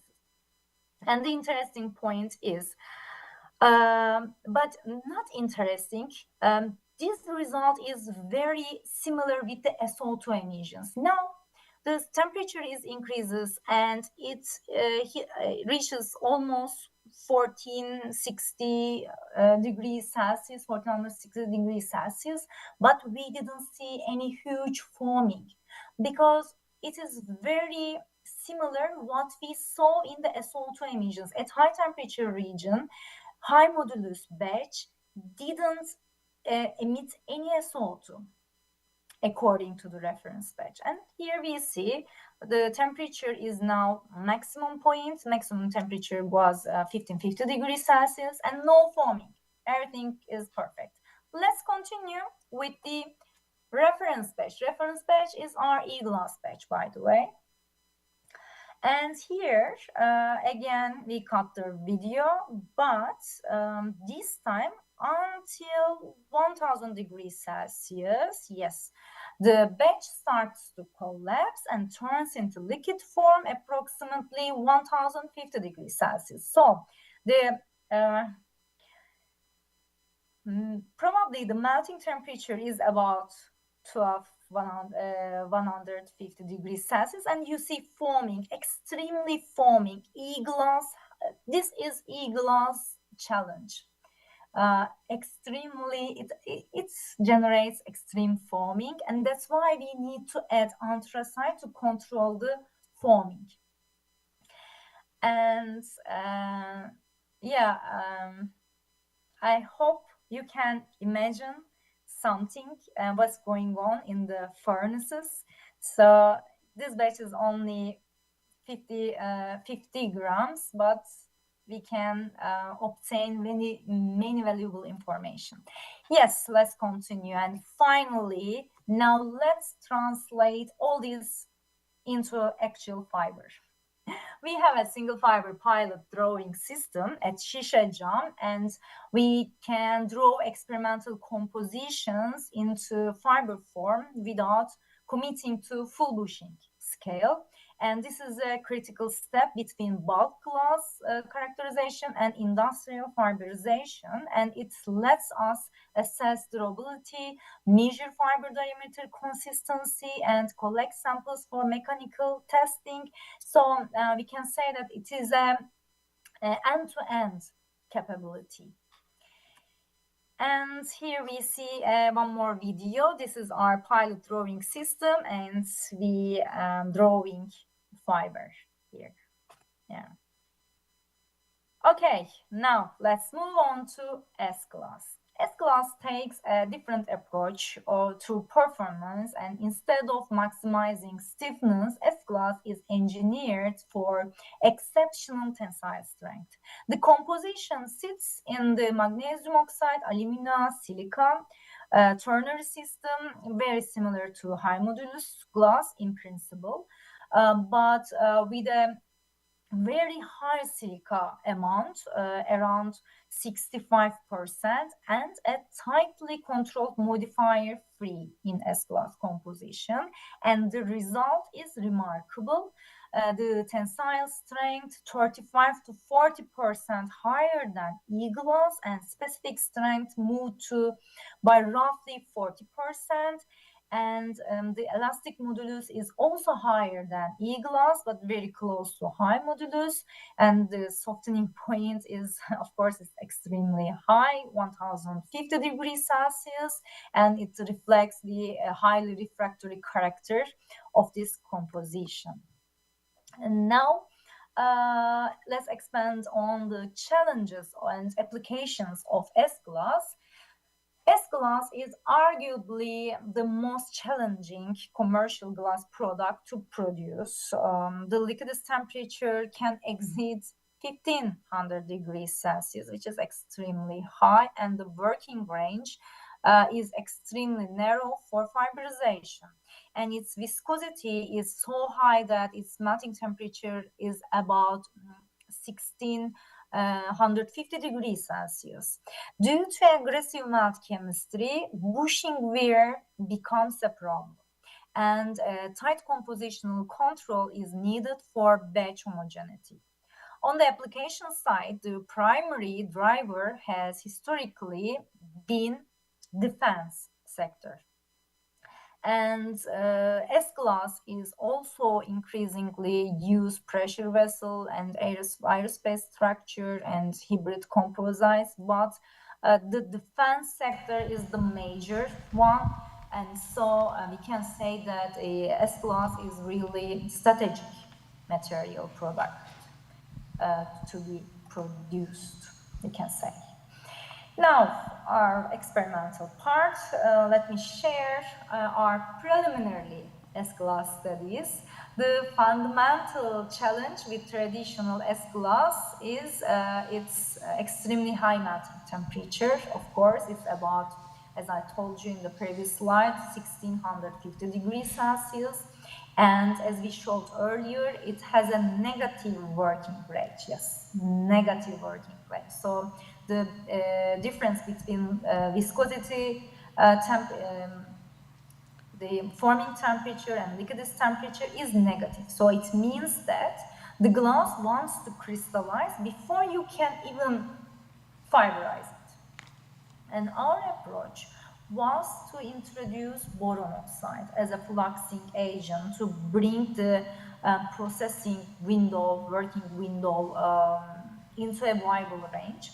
And adding 2-weight% here, as we see, 2-weight% boron oxide lowered the liquidus temperature from 1453 degrees Celsius to 1370 degrees Celsius. And critically, it flipped and is working range from -16 to +22.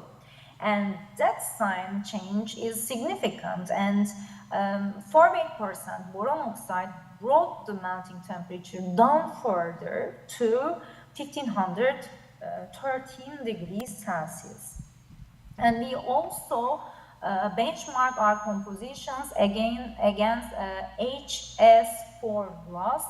It's a Chinese glass, Chinese S-glass type, which uses a different strategy. It has higher magnesium oxides, but addition with boron oxide and cerium oxide to achieve a much lower melting point of 1457 degrees Celsius. But we have some doubts on the tensile strength, and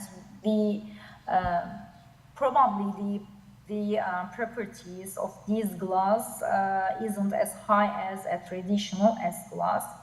And on modulus side, of course, we measured Young's modulus by using sonic methods, and our S-glass composition retained 95 gigapascal with 2-weight% boron oxide addition, and with only a modest drop to 93 gigapascal at 4-weight% boron oxide. So the stiffness penalty of boron oxide addition is manageable, which is a good news, and it's a bit different than the literature. So we will work in this part deeply because we need to be sure. And unfortunately, what we don't yet have is tensile strength, and we know this is the most critical part because S-glass means high tensile strength, but unfortunately, due to high crystallization problems and probably the unsuitable bushing design of our pilot system, we cannot draw S-glass and we cannot measure the tensile strength. But we Hi, Doctor. work on it and yeah. Hi, sorry to interrupt. You just have 1 quick minute to finish up, thanks. Yes, it's okay. Now, let me summarize it. So, probably you may have a question, why is Şişecam pursuing this direction? Because these glasses have difficulties and challenges, and the answer is strategic. E-glass is a mature, highly competitive commodity market, and high modulus and S-glass fibers, by contrast, are produced by a very small number of manufacturers globally and command significantly higher margin and require exactly the kind of deep glass science expertise that Şişecam has built over the years. And entering this product area is not just a product extension, it's a way to differentiate, to move up the value chain and to serve markets that are growing structurally. And wind energy, aerospace, defense, lightweight mobility, these areas are really important today and will be important in the future as well. And to summarize all these things, we have covered the fundamentals of e-glass production and the compositional processing principles behind the modulus, high modulus fibers and S-glass and its unique strength profile and strategic rationale of Şişecam's engagement is in this space, we can say, and thank you. Thank you very much. Let's thank our speaker. Unfortunately, we don't have time for questions, so I recommend you direct your questions via email for Dr. Demirok, Yes. and we'll be in touch, I'm sure. Thank you very much. Okay. Thank you very much. Have a good night. Bye. Thank you. Okay, we're going to have a quick coffee break, 15 minutes. But before we do, we have 1 minute and then 1 more minute. So Professor Serbena in the morning showed a slide that had Don Stuckey as the discoverer or inventor of glass ceramics. That wasn't his experiment. That wasn't the experiment that he was running. He was running an experiment of long-term heat treatment on a glass. And over the weekend, the controller malfunctioned, and it went way above the temperature that he was trying to control. When he came in the morning, say Monday morning, and turned off the furnace and looked, he expected to see flowed glass solidified because it cooled. Instead, he found the same glass that he put in there, but it was not transparent anymore. And rather than throwing it away because his experiment failed, he said, I wonder what happened. Why is it that way? And so my message to you is information is very, very important, whether it was positive or negative relative to your experiment. Don't throw anything away. It is important, and ask yourself why. Doris? Okay, I'll let everybody else go, but I'd like to invite Anna and Laura from Lavras and John up to the front to get their prize for asking some good questions for yesterday. Yeah.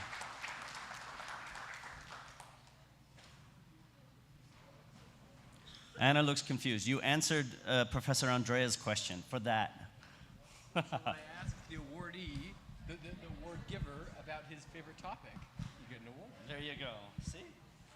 But I still want to.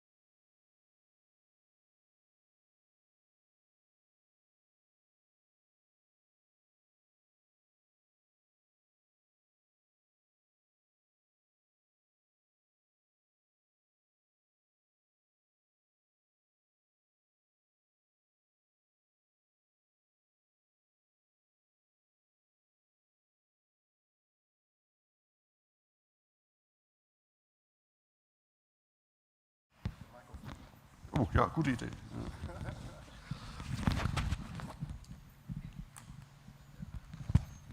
While we're switching our microphone over, I'd like to welcome Dr. Diegler to the stage to talk about glass processing and automation.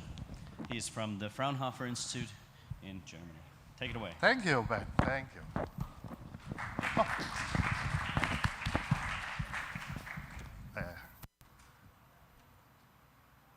This is not my beginning, so in the beginning I come to a quiet place.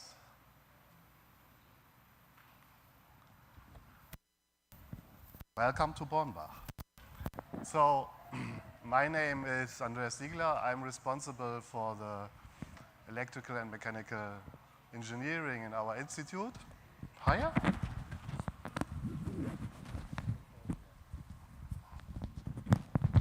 Better? Better. Okay. So, and today I want to speak a bit about automation, digitalization, and so on and so on.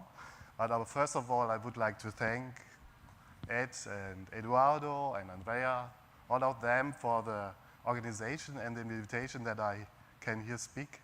I'm very honored about that, and also for the organization of my workshop last week on Friday. So it was a great success, I think, and we came together with several researchers, and I know several of you also were there, and once again, thank you. That is important, students, researchers together, and also some organizations from Germany. There was the DWIH. This is the Center for Collaboration and Exchange of Students from Germany to Brazil. It's located in Sao Paulo, and also the AHK, that is the commercial chamber of Germany, which is also located in Sao Paulo. So everybody was there, and that I was very proud about that I can get them together. So this is Bornbach. Bornbach is my location. That is my place where I'm working. It is a monastery. Yeah. So you remember, monks were the first step in science. They made this in the Middle Age and before. Yeah. And this is a very quiet place. And you see, I have here I'm very proud about that. These both buildings are my institute, and this is a very, very old place, 850 years old. So I'm very proud to work there. I live in the near on that. For someone of you, maybe not the right place, because if you come from Sao Paulo, you need more environment, I would say, but for me and for science and research, this is a very perfect place. So you are invited to come if you come to Germany, and come to Bornbach. It's near Wertheim. The Fraunhofer IFSC is located, the main headquarters is in Würzburg. It's 100 kilometers away from Frankfurt, the main airport, I would say. So it's very easy to reach, and you can also reach me. You are invited. So you see on that a robot. I have, in my location, I have shown you in these buildings 5 robots. You cannot imagine, I think. You have a monastery on one side, and the other side there are some robots making something. So that is really crazy, but fascinating. So, and that is what we are doing in our plant. And I would like to speak about glass and ceramics. Go digital. Yeah, because the point is, Fraunhofer ISC is the Fraunhofer Institute for Silicate Research. And it is now, this year, anniversary of 100 years. So it was built up in Berlin, not with Andrea, but in Berlin, as a Kaiser Wilhelm Institute. And it changed then to a Max Planck Institute. Then it changed in the 70s to a Fraunhofer Institute. And now it is a Fraunhofer Institute. And I don't know if you know something about Fraunhofer. That is the point. The point is we have a big collaboration with Schott. But Schott is industry. And then on the other side, in the research infrastructure of Germany, you have the Max Planck Institutes, Helmholtz, and then comes Fraunhofer, because we make applied research for industry. So we have a very close collaboration with such companies like Schott, and that is our task. So what I want to speak about is, and that was something, that was the theme also for the workshop in Sao Paulo, that we have the big problem that we have to optimize our glass production, ceramic production, and so on.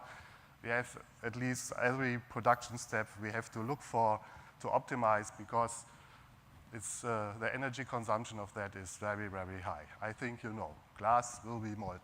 So, and you need energy to melt. And that is what we have here, of course, political requirements, yeah, federal government, and you know the plan to save the planet, yeah, and the industrial requirements, and they blast against high quality of products, low process variation, flexible capacity of furnaces, minimum cost of processes, high throughput. Right? Really nice keywords, but how to reach? So the point is, if we as a research institute, we have to think about, okay, how can we help industry? And industry means, yeah, we need a very, very fast solution. So what we do is we try to find points where we can see the industry process and take it to the lab and then back, yeah, optimized. And that is what we are doing. And glass, ceramics, and so on needs high temperature process steps. That means, okay, we look through that, because that is the most energy what you need to produce something, and the energy and the material and the cost efficiency should be then optimized. But the quality should be also perfect. Yeah? And so you come to the feeling, okay, what should I do? What should I do? You see here an overview. I think you know, everybody knows that. What we have here in the processes, all of these things you see in the processes, and all on these parts we have to take a look on. Yeah? We start at the raw material, okay, energy, then the really important thing is the melter. Actually, we are going to electric melter, of course, but you cannot exchange it easily, of course. So you have to find ways. Yeah? The forming process is very, very difficult, yeah? and energy consumption, and post-processing, polishing, whatever, what you need. And you have a lot of things around where you can look through. And the point is how to get it from industrial process to laboratory scale and back. And our solution for that, not for all, of course, is digitalization and simulation. You heard here in this perfect school, I would say, so many talks about machine learning and computational things and so on. And of course, that is the right way. You have to predict something. You have to have the chance to predict something. And with these tools, you can predict. You know, in the glass industry or glass forming, whatever, you have some operators, and they are the kings of the factory because they know everything. Yeah? But they don't want to say it, yeah, to someone else because it is a secret. That is difficult. Yeah? And because if the operator is not anymore there, you have problems. Okay, here's some applications and partners. You see also Schott, of course. We have developed several measuring tools because our responsibility is to develop new material, yeah, or optimize the material, as Martin Letz says. Yeah, the miniaturization is an important step.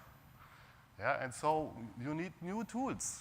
Yeah, and this is my responsibility, developing of measuring systems. So my department is also called Center of Device Development. Yeah, so you see, I will show you in this talk about my systems. I go in detail, of course, to our wonderful project, Glass Digital. Yeah, but also step forward, what we can do. And you see on the other side which companies, which universities we have as partners. Yeah, and international partners. It is also important. I think the exchange of international professors, students, but also companies is important, and that is then fruitful, and we make a step forward. You see Bosch, Fraunhofer, of course, but also EPMA, and then in the life science sector, Novartis, for example, but also the KU Leuven, the Katholische Universität Leuven. He's very well known, and they have a lot of researchers which are absolutely corypheus in their work. So, laboratory 4.0, you know, industrial 4.0, so we say laboratory 4.0, progress in digitalization, interface between data room and material. Project Glass Digital. I have to thank you once again, Andrea. So she is the head of the glass department, and there is our system, the robot melting system. You see there are tasks, but I go in detail on that. So it was an initiative of the government to say a big project with material digital. So, and we won one part of this with the glass digital project, digitalization of glass. So what was the aim? Better integration of databases. Of course, Glass Sky, you will say it later. Andrea can help me. Input of external properties, automated literature evaluation, AI-based material selection, open data platform, and usable for glass, ceramics, and enamels. So you see here the community, our collaboration with BAM Berlin, Theo Klausthal with Joachim Deubner, FSU Jena with Lothar Wondracek, and I will say it later on. And of course, Fraunhofer IFSC and the University of Würzburg. That I know, you know pretty well that all of this is with glass ceramics, fibers, and so on. I have not to go in detail on that too much. Glass is a fascinating material. Everybody here is the community of glass. I have not to say something about that. There are continuous adjustable properties, wide range of design opportunities, ideal and sustainable tailored material partner. So glass is a partner. That is important, partner. Yeah, this glass works with us. And that is here the project with Glass Digital, and in the center we have here our working station. I think somebody of you has seen it before, but I think you will be also pretty well invited to come to Berlin, to BAM, and see it live. Yeah, but I have, of course, videos. Yeah? My slogan is, a picture says more than words. And so on this, you will see a video, how it works. Yeah? That was the description. We have here on that side, we have here the mixing system. We have balances, we have crucibles, we have furnaces, cooling furnace, and containers. And maybe it should start. Wait. I don't know why it kicks. So you see here, this is the mixing system. The point is that was glass tubes made by a glass blower. Yeah? It was handmade glass tubes, because you need to be clean on your rare material or raw material. You need a very, very clean tube. You cannot use a metallic tube because, you know, metallic impurities and will, of course, change the glass composition, and that is then a big problem. This is the step where you see the glass will be taken out of the furnace.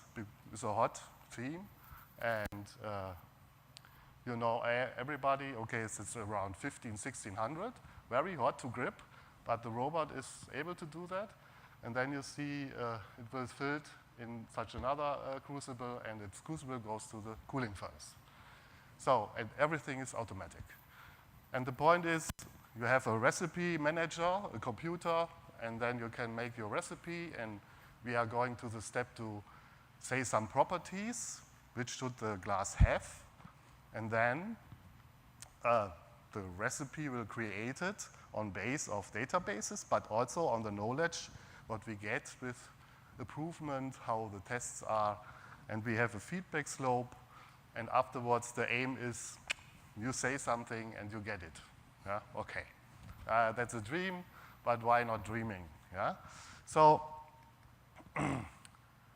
what we are trying or not trying, we do it in a very universal way. This is a JSON file, yeah, and I come to the other things with ontology and so on. But every step, everything what is in this system is saved as digital data. And so we have a digital step. And that is important. You see everything, the weight, the in weight, and so on. You know, you have a crucible. If you fill it with your raw material, you place it in the furnace. You have to look if it is, it comes out because of degassing, and you cannot fill it completely. That means you have to take it once again out, then refill, yeah, with additional powder, and you can measure that on the refractory balance, that because it is hot, that it goes back to the furnace. Yeah? Here are the beam. Yeah, I go in detail more later on because I want to show that. This is made by Joachim Steubner's group from Clausthal. They have placed a camera on the top of the furnace, and you can see here how the raw material melts. Yeah? And with this, yeah, you see there is a homogeneous melt after this step, and you can take the crucible out. You do it not in that way that you wait 1 hour. Yeah? It's not smart. Smart is to say, now it is molten. We can take it out directly. Maybe after a half hour, or we increase the temperature. However, but you can reduce time. And if you reduce time, you reduce energy consumption. You reduce money consumption. Yeah? And that's the points. There are some very fine details, and you see pretty nice video, and afterwards is a homogeneized melt, and then it will be taken out. And this decides the camera. Yeah, this camera decides. We have not to look in, we see it.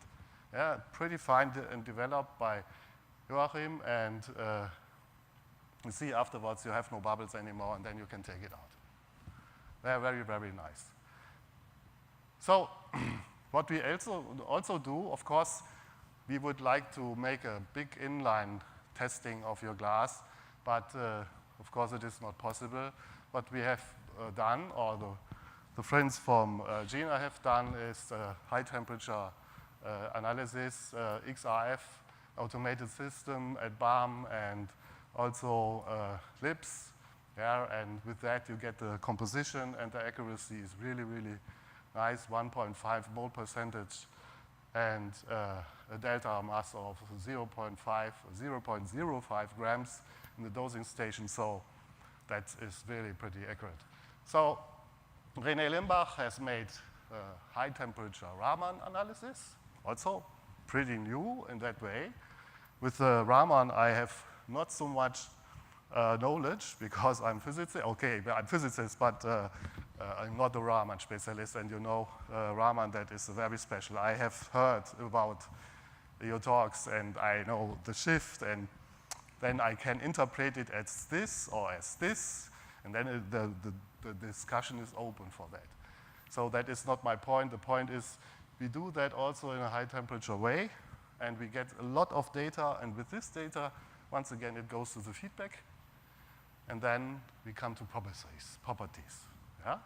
And that is really nice. So here, once again, some graphs. Yeah? You will recognize it. For me, it's more difficult, but we use Python. Maybe the people who are working on machine learning and computational prediction, they know Python.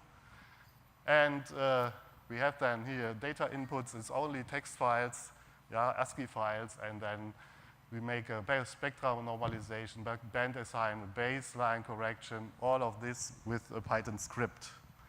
And then you get results. And these results are very, very important that you get it in the feedback slope. And with that, you fill also this called ontology. of glass. Yeah? One next point, and that was a really fully surprising thing. You see here, of course, glass, and glass, if it is not really cooled down and relaxed, it cracks. Yeah? You know that. Yeah? And then you are very disappointed. You have to figure out why it cracks. Yeah? And so one point is prediction of casting and cooling parameters. That is the really important thing. And what we have done, and this was also done by the friends of Gina, they look for viscosity. Yeah. They look, not, Anton Paar, rod comes in and then it turns and then you get viscosity. No, here we look with the camera to this process. We compare it with water, not me, it's my friends, and then we predict the viscosity of glass. Yeah, only to look in the crucible. Crazy, huh? What an idea. So very, very surprising, but it works. It works. So Pan has, I think, a paper on that. So data space, glass ontology, the first, the last, the first. That is the point what you need. Analysis process, material objects, manufacturing process, material properties, all of this goes to glass ontology. Then you have here these parameters, you get some properties from that. You use these tools, and you get parameters. And then you have here this, batch melting cooling, what I said before. Then you have here the components, and Marek Zirka has done this with his people, with Jan van Chen, and he makes a perfect ontology on that. So, it is a great project, and I think Lothar has sent the last paper on robots now. And so this is the process. What we have done, we have developed it 3 years long on that, and now this project is gone to the glass agent. Anna has spoken about, I think, the next step, the third part of material digital, and on base on all of this what we have developed together in the glass data, glass ontology, and glass processes design. So you see what we have used and what is used, and the platform is built up, and we hope that it will be further and further a big success. So, but my responsibility is go forward. Yeah? So to think about what we can do else more on base of what we have developed. Yeah? So now we have here a machine which is the same concept on glass, but it works on ceramics. So, but ceramics is another way, because ceramics have, first of all, it has to be mixed, and then mixing is not with heating, mixing is with raw material, and then with fluids, and then you get a slurry, then it will be blast, and it will be dried in a dryer, then it will be pressed with binder, then you get a form, and then it will be go to the furnace, will be sintered, and then you have a part. So, and we have developed a system for that, and better every time to explain something is if you have a video. So I have a video on that. I hope this is not so easy to come there.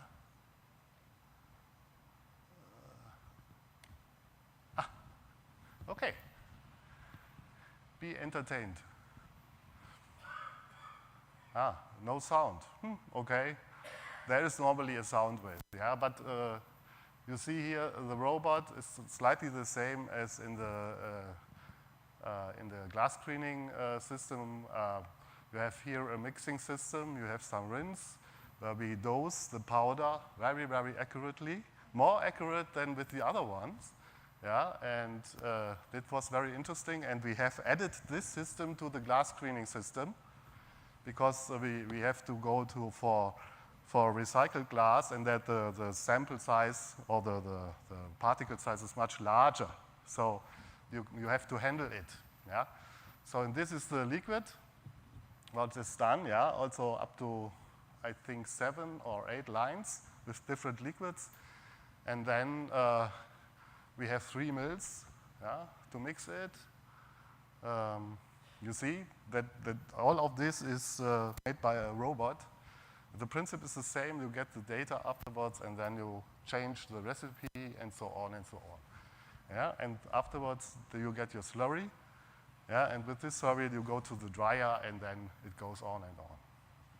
So what is here also one important step is the robot. The robot is a standard robot, and the robot has a skin. Yeah, you will see this gray skin on the robot, and this is a very, very new development by AirSkin. Yeah, it is a mantle, a cover, and with this, the standard robot will be going to a cobot. Yeah, and that is, the point is how to make it easier for the companies, the suppliers. They only have to produce the robot, and then the skin will be adjusted on that, yeah, and then they have not to change their product step. That is help for suppliers. So this is also an important thing. Of course, now I come to my favorite thing, because this is my child, or I would say I have 30 childs. Not in real, that is my system, this thermo-optical measuring system. I have also written the software for that. And because, as I told you before, picture says more than words, we look to the furnace with a camera. Yeah? And I know you have developed it also something in that way, small as a prototype. This is a commercial thing. Yeah, and this is called TOM02. This is for oxygen material, oxygen glasses. And you can look, of course, not only for sintering, also for melting, and so on and so on. We are able to make thermogravimetry and so on. This is an overview, what you can do with that, what you can get for properties on glass ceramics, and so on. It's a lot. You're not only working on ceramics or glass. You can use it for metallurgy, refractories, slags, fibers, CMCs. We use it in that way completely because we analyze pictures and we see what's going on during this process. We have a basic configuration. We have a load to press during sintering. It's called controlled sintering. And we can go for balance with mass loss for the debinding process. Yeah? And you see this all properties you can get. We're using also laser flash, everything. So I want not to go too much in detail, but this is a project with Karl Löwen. I want to every time show some videos. And this is a very, very special videos because that is nickel melt on a aluminum oxide substrate. Yeah? And this is a process which is done with a high-speed camera, and this is 200,000 times slower when it happens. 200,000 times. So you can imagine that is a very, very hard thing because this is a sample around 2 millimeters, and maybe you can imagine we have a small tube on the furnace. You see it on that, yeah, with this diameter, and it is molybdenum, yeah, because it's so hot, and we have to melt the nickel inside. But if the nickel is inside with molybdenum, there is a so strong force of capillarity that it comes not out. It will not go out. Yeah? You have to push with another rod to make it comes out. Yeah? You have to push only to imagine what the process is to have that. Yeah? And it was a very, very crucial thing. But it works. You can see it at Karl Löwen, and you have to go to Belgium. And that is something really fantastic also for them. They have produced 4 or 5 papers on that. So we come to simulation. Yeah, because you see here a process which in collaboration with this MSAM, the Multiscale Advanced Materials Lab in Waterloo, is in Canada. And with them, they make, with Rob, he came for a master thesis to me, and then he makes some simulations, and simulation is a fine thing, but you need experiment to resolve that and to say, okay, my model is now right because I can predict something. Yeah? And for that, you need experiments. And so we can follow this process completely during the process to the heat treatment. You can change the heat treatment, and you get the parameters, and then you can make this simulation. The same in another way. Okay, we have no sound, but you will see here, this is a debinding process. And with this sample over there, yeah, maybe you see on the right side on the black frame, sound from sample. Crazy thing. You hear in the furnace what's going on. You hear the cracking.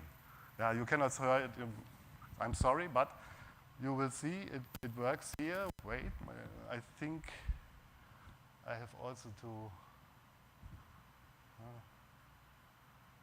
to activate.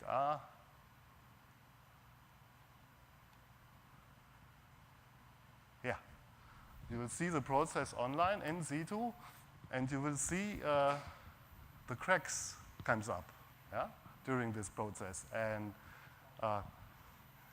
it will detect it with a 4-port configuration to. It's possible.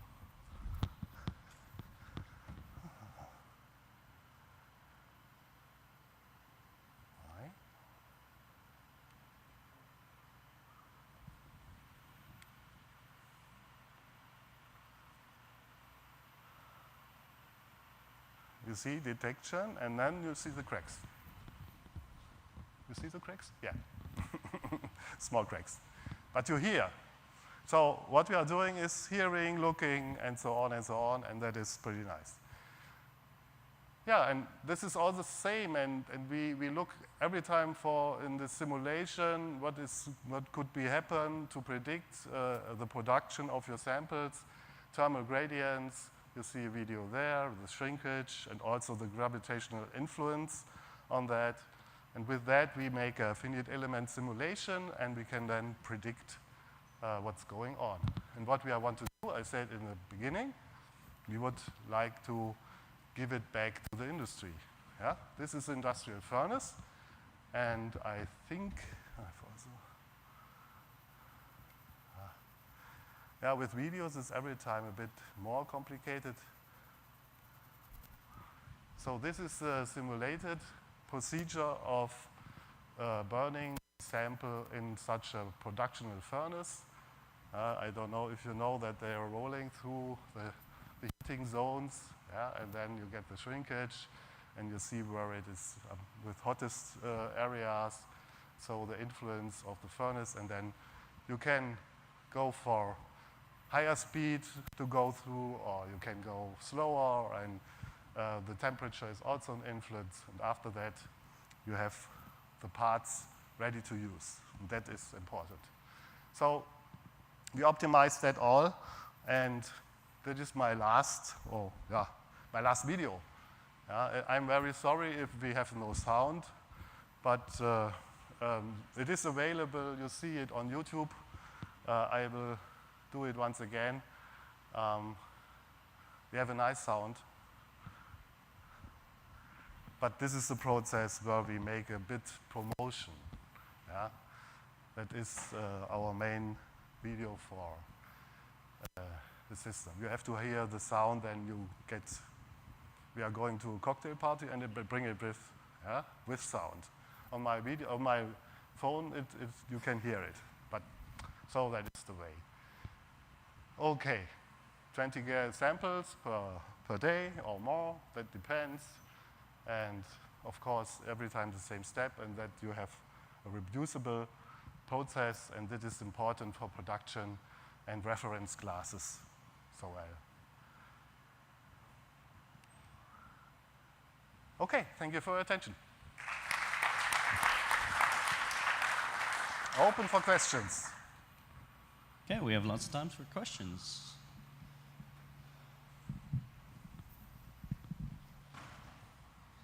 I'm João Vitor Campos, here from UFSC. Okay.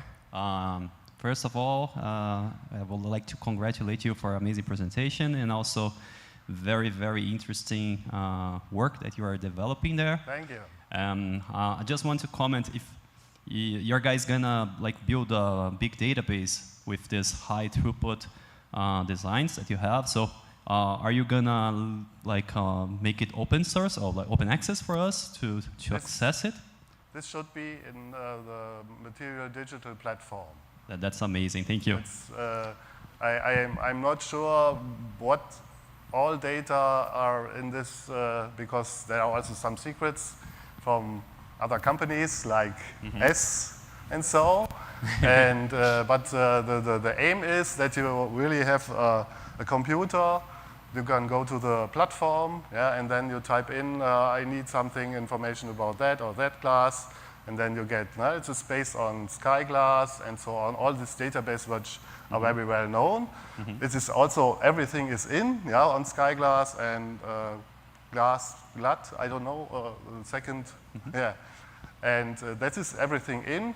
What we have done also is with the University in the University of Würzburg, we have there, my professor Puppe has developed an algorithm to scan PDF literature and take on the ontology, take the data out on this literature out and fill also the database. So you get a lot of information, and it is packed everything in the ontology, and then you can type in and search for blue glass, for example. Oh, that's amazing. Thank you.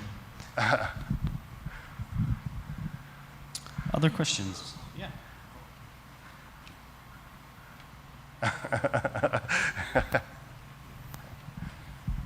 Jack Michalski, University of Florida. I had a question about the material that's used at the end of the robot arm that deals with hot glass and the material on the camera into the furnace. Yeah. Doesn't it have to be high temperature? Yeah, it is we have prepared the gripper and everything that it's no problem for the high temperature, and the camera is on the top of the furnace, outside the furnace, and has an infrared shield. So that is protected by this heat.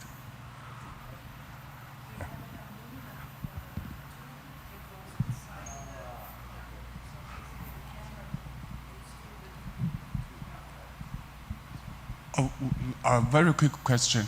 How big is the crucible can be used as a robot system? The crucible volume? 50 grams, I would say. 150 mLs. Yeah. But this is only because of the size of the furnaces we have. So we could scale up, but in the setup we have now. Depends only on the platinum what you want Right. to use. And actually, platinum is very, very, very expensive. Very, very nice. I did not get how you do the mixing before the melting procedure. With the robot shaking. But how long for? That depends, but I would say only 2 minutes. Yeah, it depends on the composition. We have I would say, developed several shaking procedures due to the mixture what we have. If you have a lighter or heavier material, which will be combined, and then we have a different movement of the robot. But at the end, we have then you can see it. We have tested it with colored powder, and then you see it is really completely mixed. And afterwards, we think we are safe because you go to the furnace and then you have these thermal walls that it mixes automatically because the the material, the glass, the powder is a longer time in the furnace. Yeah, so Yeah. that is. If I can have one more? Yeah.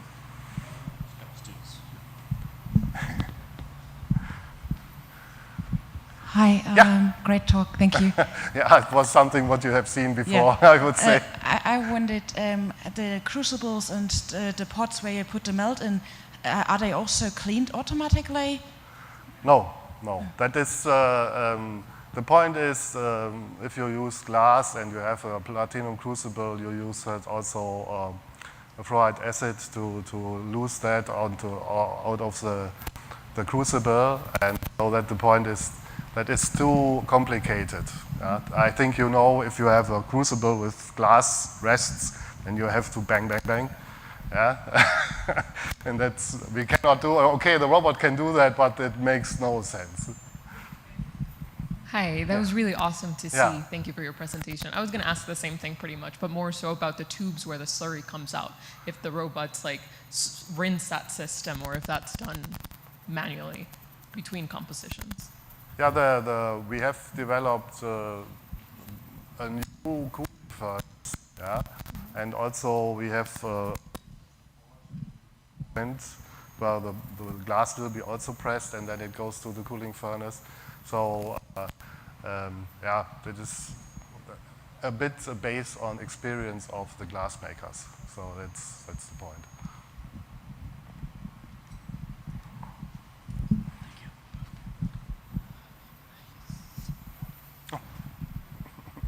Hi, Rachel Hi. from Catholic University. I was wondering if Fraunhofer is also working on digitizing or automating testing mechanical properties of the glasses. Yes, of course. The point is, as I've shown you with the machines, measuring systems, the question is if what you can do inline and not inline. Yeah? So we have also in our prototype system several things where we can do inline. So there are in the most, to characterize a glass, you know, you have some important points on viscosity. That means Vogelfurch or Taman. Yeah, and so do you have several points. I'm not really the glass expert, but we can do that also inline, yeah, with using a second robot, which pulls some melt out of the melt, and then it is frozen or overcooled or whatever it is called, yeah, and then you get, you can also see crystallization in that, and you can do that automatically once again in the furnace, and then you see what's happened with this glass. So we are working a lot. I have a big glass department in our institute, and we work completely together because that is why we have developed the system with the thermo-optical measurement, because they want to look into the furnace, and you get directly an information if your process is okay or you can reject it. And then it shortens the time. You have not to repeat. That is the point. Any other questions? I think that it's very useful in the lab. Is it possible to make it commercialized, or you already make it? And also, if possible, can you give the user glad a very heavy discount? Yeah, it is. Well, you know the company Zinoma? Yeah. Zinoma.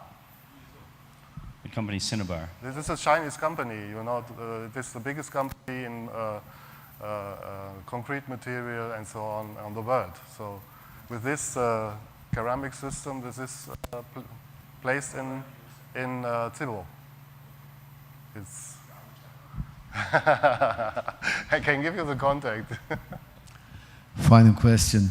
I love the idea of, you know, measuring the batch free time and the bubble free time, because I always have the impression that we melt far too long. You know, you live 2 hours, 3 hours in the furnace. You never know, you know. Yeah. In that batch free time and bubble free time, maybe it's only half an hour, 20 minutes. However, you have the stria, you know. And I don't think the camera, you know, this camera can detect fine stria. You know, after the melting, the batch-free time and the bubble-free time, you still need some extra time to further homogenize the glass. So how you take that problem into account? No, you have to answer because now I'm out. Okay, so the Glass Digital project has finished in 25. We have started now a new project led by Schott, which is the Glass Agent. And part of the improvements of the infrastructure is to add an induction furnace. And the induction furnace, you know, basically we're going to take the crucible out of the regular furnace, put in the induction furnace. We can measure viscosity using an upper head that will run on a track. And we can also do homogenization before we can actually do the casting. So, yeah. Thank you. Great. I have one question. Yeah. How much platinum do you guys have? Once again, sorry. How much platinum do you have for 20 melts a day? Ask Andrea. So Can I borrow some? yeah, actually the price for platinum and rhodium is very, very high. So that is crazy, actually. All right, let's thank our speaker one more time. Thank you. Thank you.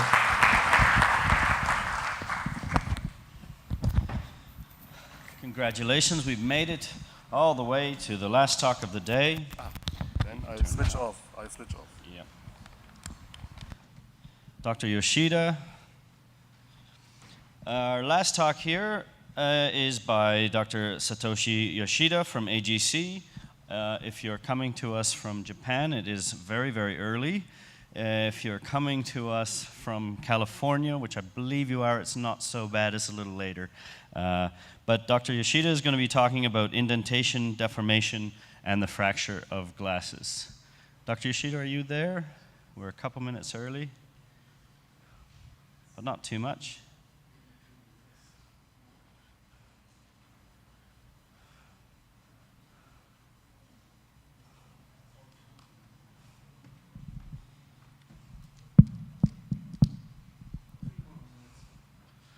Okay, we'll take a quick 2 minutes break and be back in 30 seconds.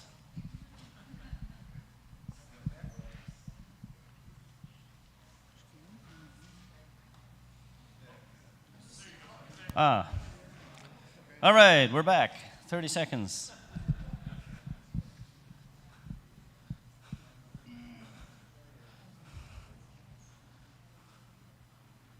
Dr. Yoshida, can you hear me?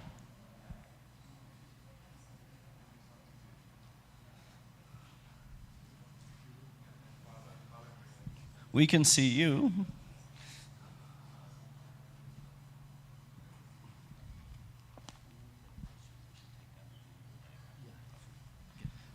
Perfect. Just a reminder, while Dr. Yoshida is getting set up there, if you haven't taken your posters down already, please do so before you go home today. We won't be coming back here. And a reminder that the bus will be leaving for the cocktail hour at around 6:30 from the hotel. Dr. Yoshida, you hear me? Yes, can you hear me? Good evening, we can hear you. Hi, Bob. Hi. Okay. We do not see your presentation though, if you can share it. Okay. Oh, yeah, yes.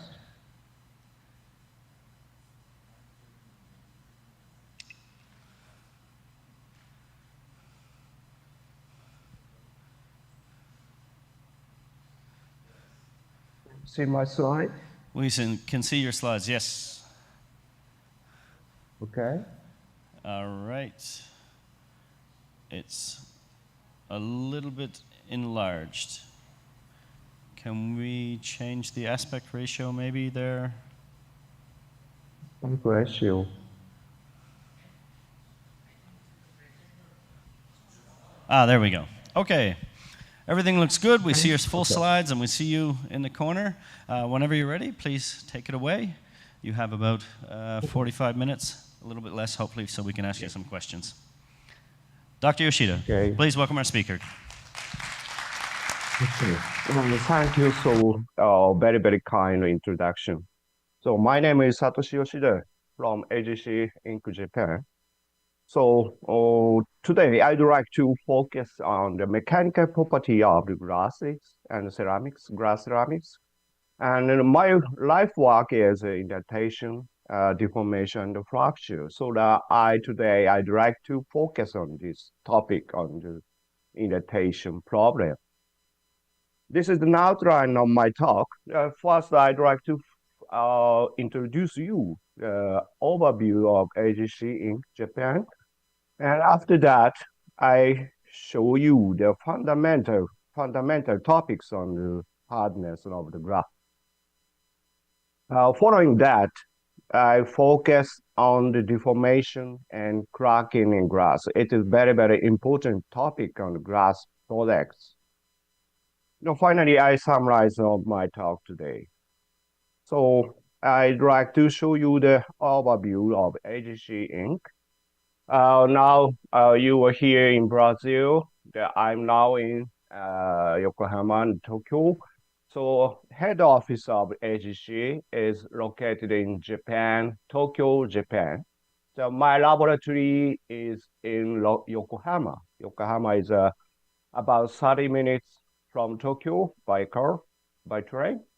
And AGC was established in 1907, and we have about 50,000 employees in all over the world. Also, our subsidiary companies over 180. So AGC's business span over 30 countries in the world, including also, of course, the Brazil. So this slide shows an outline overview of our business. So light blue and orange region, these coming from the glassy products. The net sales in 2025 is about 2,000 billion yen. It's corresponding to the 13 US dollars per year. This is not net sales of AGC. These products are architecture glass and automotive glass and display glass and also the electronic materials. This is a EUV mask blanks. Not only glass products, AGC has a business on the chemical products like sodium bicarbonate and fluorine resin. These are about 30% from the net sales. Nowadays, life science business is growing year by year. Now it's about 10% or so. So these top sales products from AGC. Now there's a core business and a strategy business. And in the core business, now we have the top sales products and architecture glass and automotive glass. Now also display glass and mask blanks, and also in the chemical products and fluorinated resin and something. So AGC is not only the glass company, but various material company in the world. So your dreams, our challenge. This is our brand statement. AGC's brand statement. AGC's everyday essential part of the world that we are contributing to global environment sustainability to help ensure brighter future for our planet, to develop the United Nations goals. Okay, this is an overview of our company. So now we step on the fundamentals of hardness of the glassy products. So first topic is a biggest hardness test. So the biggest hardness test is one of the most simple method to evaluate mechanical property of the glass, mechanical property of materials, not only glass. The first, we put on the diamond indenter. This is called the biggest indenter. Shape of the biggest indenter is shown here. So tip angle is 136 degrees.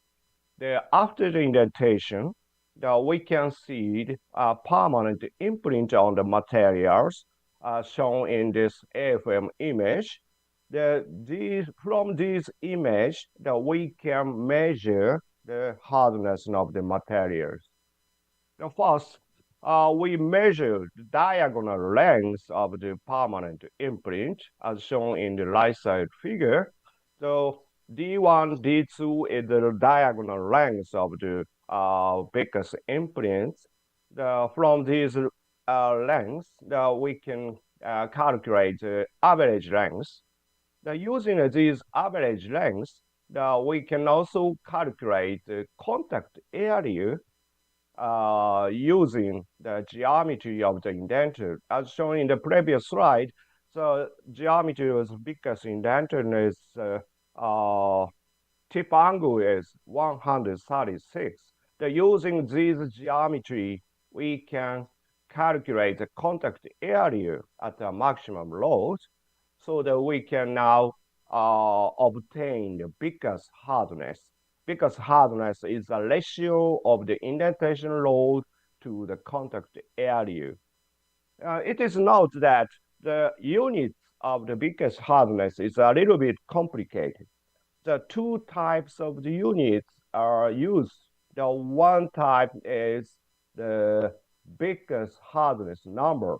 Biggest hardness number is obtained when we use the units kilogram holes and millimeter.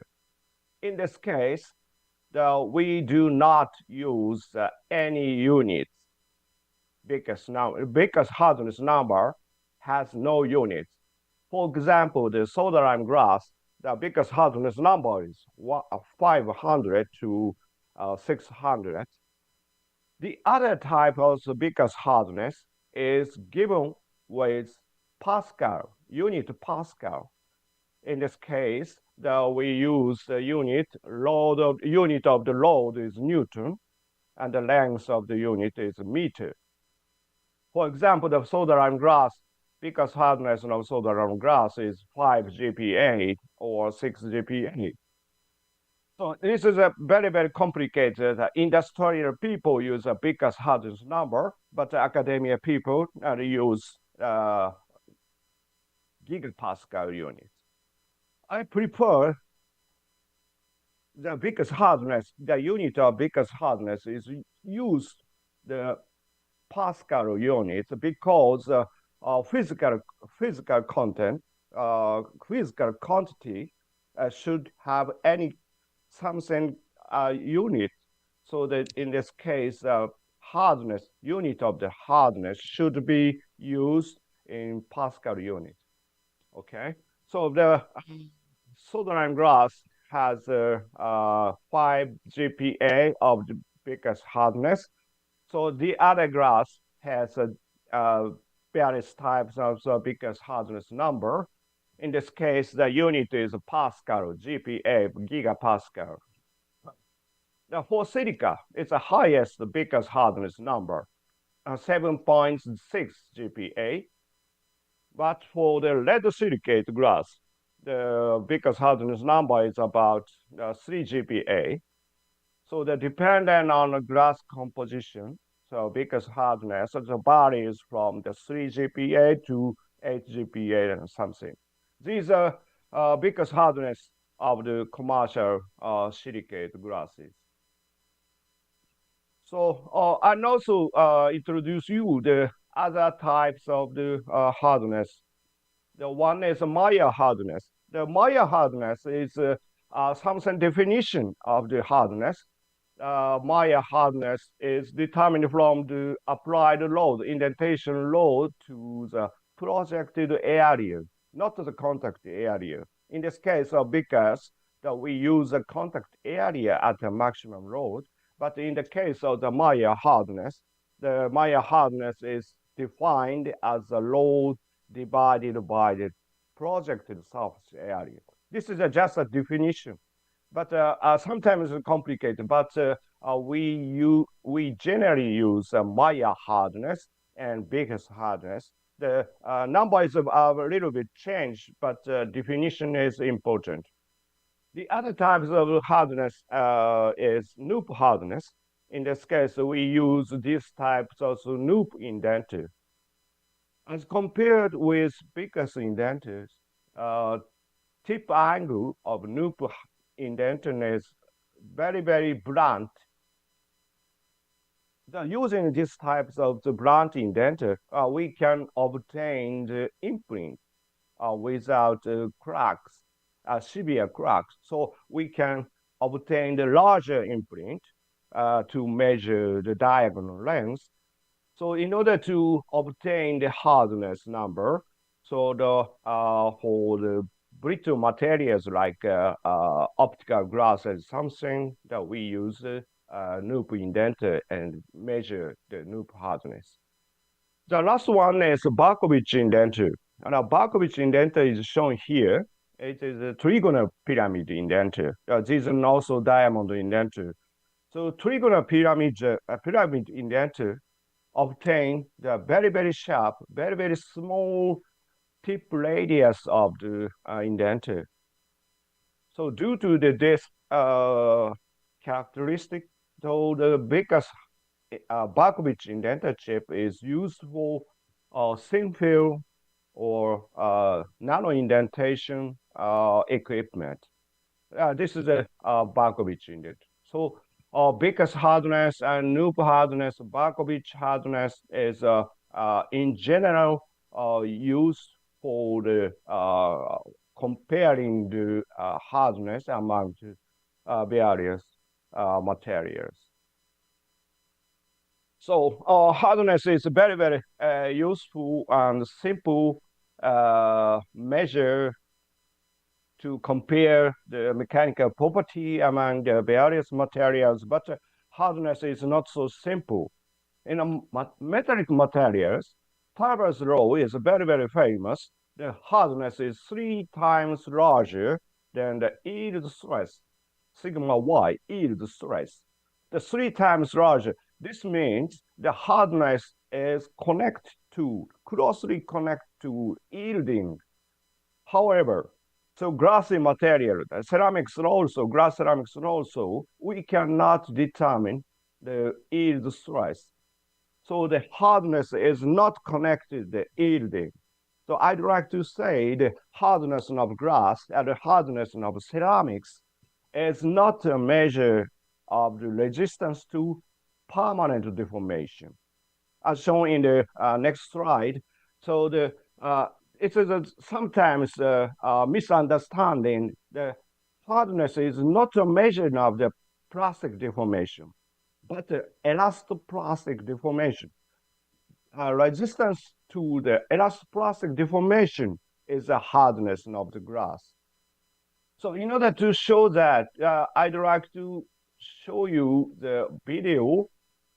This is a in situ observation of the indentation, Baker's indentation test. In order to obtain the dynamic indentation in situ observation, we prepared these types of the microscope, indentation microscope. During the indentation, this is an inverted microscope, so that during the indentation, we can observe the contact area from the bottom of the sample because the sample is transparent. So this is a video. So you can see the contact area. This is the contact area. Around the contact area, we can see the interference fringes due to the like Newton ring or something. We can see the increase in the contact area. So they skip the something. The loading half cycle, loading. So now is changing the size. The contact area is decreasing, shrinking. This is an unloading half cycle. Contact area is not stay. That's a shrinking, decrease in the size of the contact area. This is due to elastic recovery. During the unloading half cycle, we can see very, very big elastic recovery. And finally, we can see the residual imprint after the test. So the this is a relationship, the indentation load in the vertical axis and the contact area in the horizontal axis. So we can see the very, very good straight line in the loading half cycle. Is red point is shown here. From the slope of this loading curve, we can obtain the hardness number. This is because hardness is a ratio of the load to the contact area. This is a hardness number. Now, also using the slope of the unloading curve, we can also obtain the elastic modulus of the glass. So, shown in the in situ observation, we can say the elastic recovery is quite big for the glassy materials. This slide shows in situ observation image during the Vickers indentation test on the silica glass. For the left side figure shows a contact lesion during the indentation at maximum load of 3 Newton. For the right side image shows after the indentation, a quite big change. As shown in the previous slides, so in order to obtain the biggest hardness number, biggest hardness value, we can measure the diagonal length. Now, from the diagonal length and the geometry of the indenter, we can estimate the contact area. It's an enclosed dashed line. This is an elastoplastic deformation area, not a plastic. Elastoplastic deformation area is enclosed area. So I'd like to say the hardness of glass and the hardness of ceramics is measure of resistance to elastoplastic deformation, not the plastic deformation. This is an important point. So the hardness is not a resistance to plastic deformation. We should focus on the amount of the elastic deformation. In order to do that, so we measure the shape of the contact area as shown in the left side figure. The figure is a very, very large bowl-in shape, concave shape. This is a one type of the silicate glass, but the bottom figure shows a very, very regular square. This is another type of lead silicate type glass. So depending on glass composition, the shape of the contact area is different. This is due to the change in the amount of elastic deformation. Larger elastic deformation go to the larger sinking in during this indentation. So the right side figure shows the relationship, the bordering parameter. Bordering parameter is a ratio of diagonal length to the face-to-face distance. So the larger bordering go to the larger elastic property.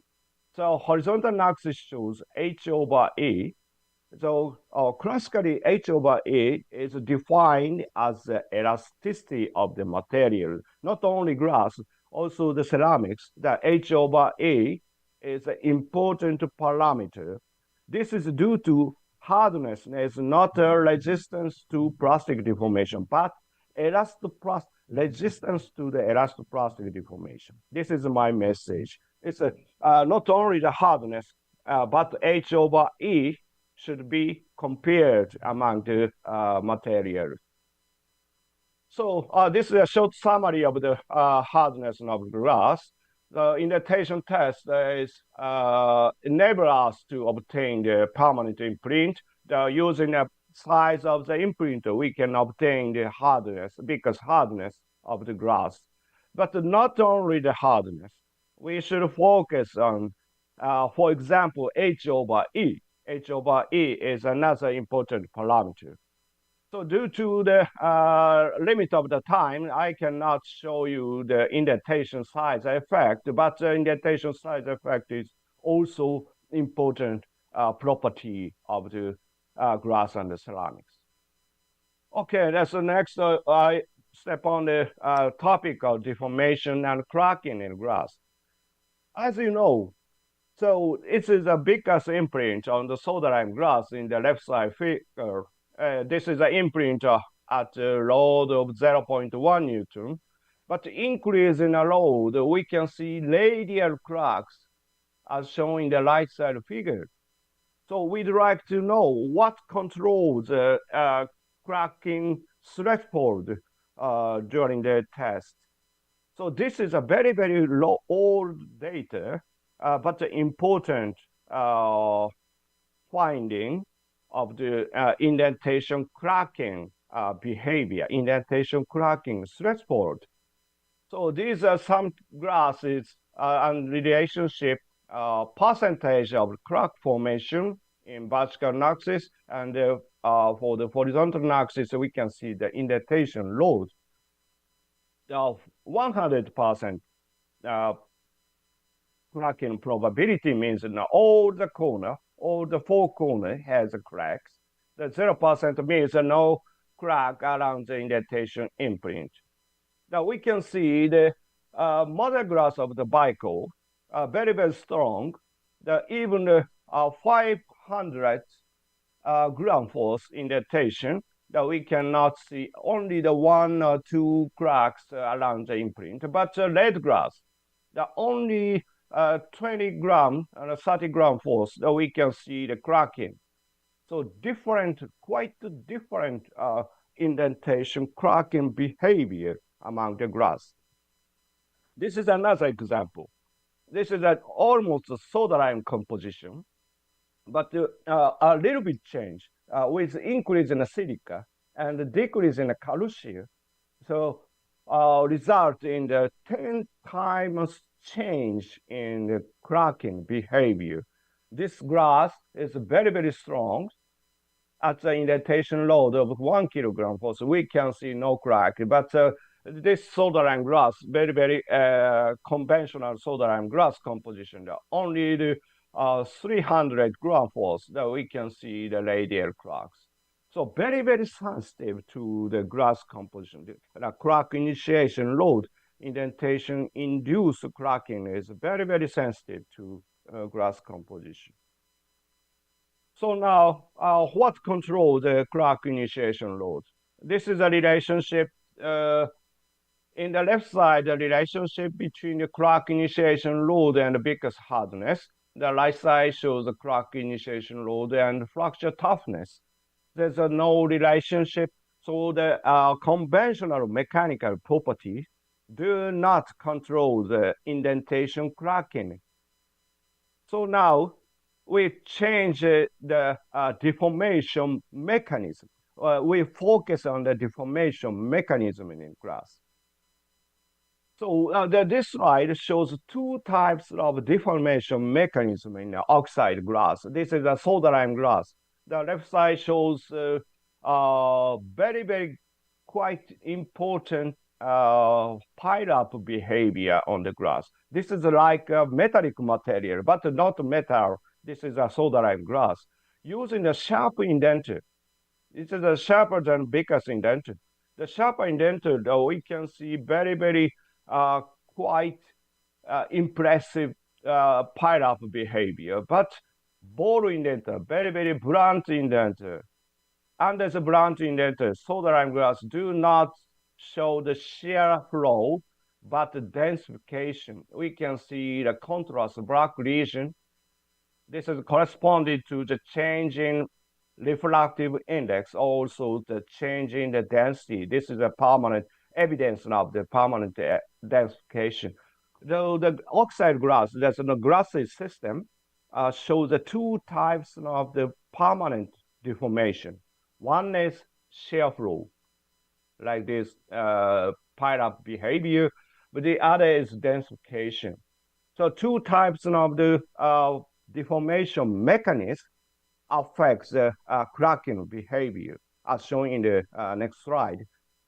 So what is the driving force of cracking? So in order to estimate the residual stress, we can show you the fundamental equation in mechanics. The stress is defined as modulus times the strain. So in the case of the viscous indentation, in order to estimate the volume strain, we can imagine the virtual deformation zone. After the indentation, we can find a permanent imprint. In general, the plastic deformation is volume conservative. So in order to conservative plastic deformation, the lost volume, a change in the expansion of the deformation zone.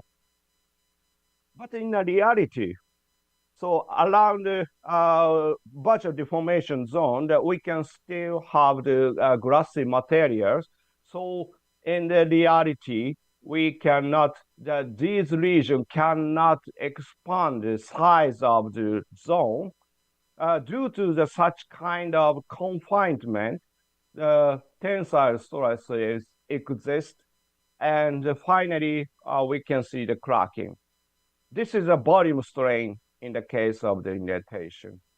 So in order to using this model, so we can compare so the expansion occurs or not. So deformation mechanism is volume conservative or not volume conservative. The one type of the permanent deformation is shear flow. This is a volume conservative deformation. The other type of permanent deformation is densification, permanent densification. This is a shrinkage of the materials, so there's no expansion, no volume conservative. So depending on the glass composition, these types of the mechanism different. Mechanism is compositional dependence, so we can compare the mechanism of the permanent deformation. In order to do that, we just annealing of the indentation imprint. This is a initial region, initial image of the indentation image. After the annealing at around the glass transition temperature, we can see the remarkable shrinkage of the indentation. This is due to the relaxation of the densified region. So the change of the volume of the imprint, that we can estimate the densification contribution under the indented. This is a densified volume to the initial volume. This is one kind of the measure of the densification contribution. This depends on the glass composition. We can also find change of the densification contribution. This is shown in the vertical axis. The 100% densification means all the imprint created by the permanent densification. But 0% means that all the volume of the imprint comes from the shear flow. So that depending on the glass composition, silicate glass composition, horizontal axis shows the Poisson ratio. The Poisson ratio, the lower Poisson ratio shows a larger free volume in the glass. So under the indenture, the larger free volume, the shrinkage, this is a permanent densification. So depending on the free volume in the glass, the mechanism of the deformation is quite changed. So this is a reason why dependent on the glass composition, there's a deformation mechanism from the densification to the shear flow. This is a bulk metal glass, but a very, very dense materials. So in the case of silicate glass, horizontal axis shows the densification contribution. This is a case of the change of the depth of the imprint. But with increase in the densification contribution, the crack resistance in crack initiation load is increased. This is a stronger glass is shown here. So depending on glass composition, the indentation cracking behavior also changed. So, but not only the densification controls the cracking. Very, very recently, just researchers shows the paper on the cross-section surface roughness of the cross-section of the indentation imprint. These are cross-section image of various types of glass. So there is increase in a boron content, boron oxide content. So the cross-section is very, very smooth. It's also the case for the magnesium content. With increase in the magnesium oxide, the cross-section is very, very smooth.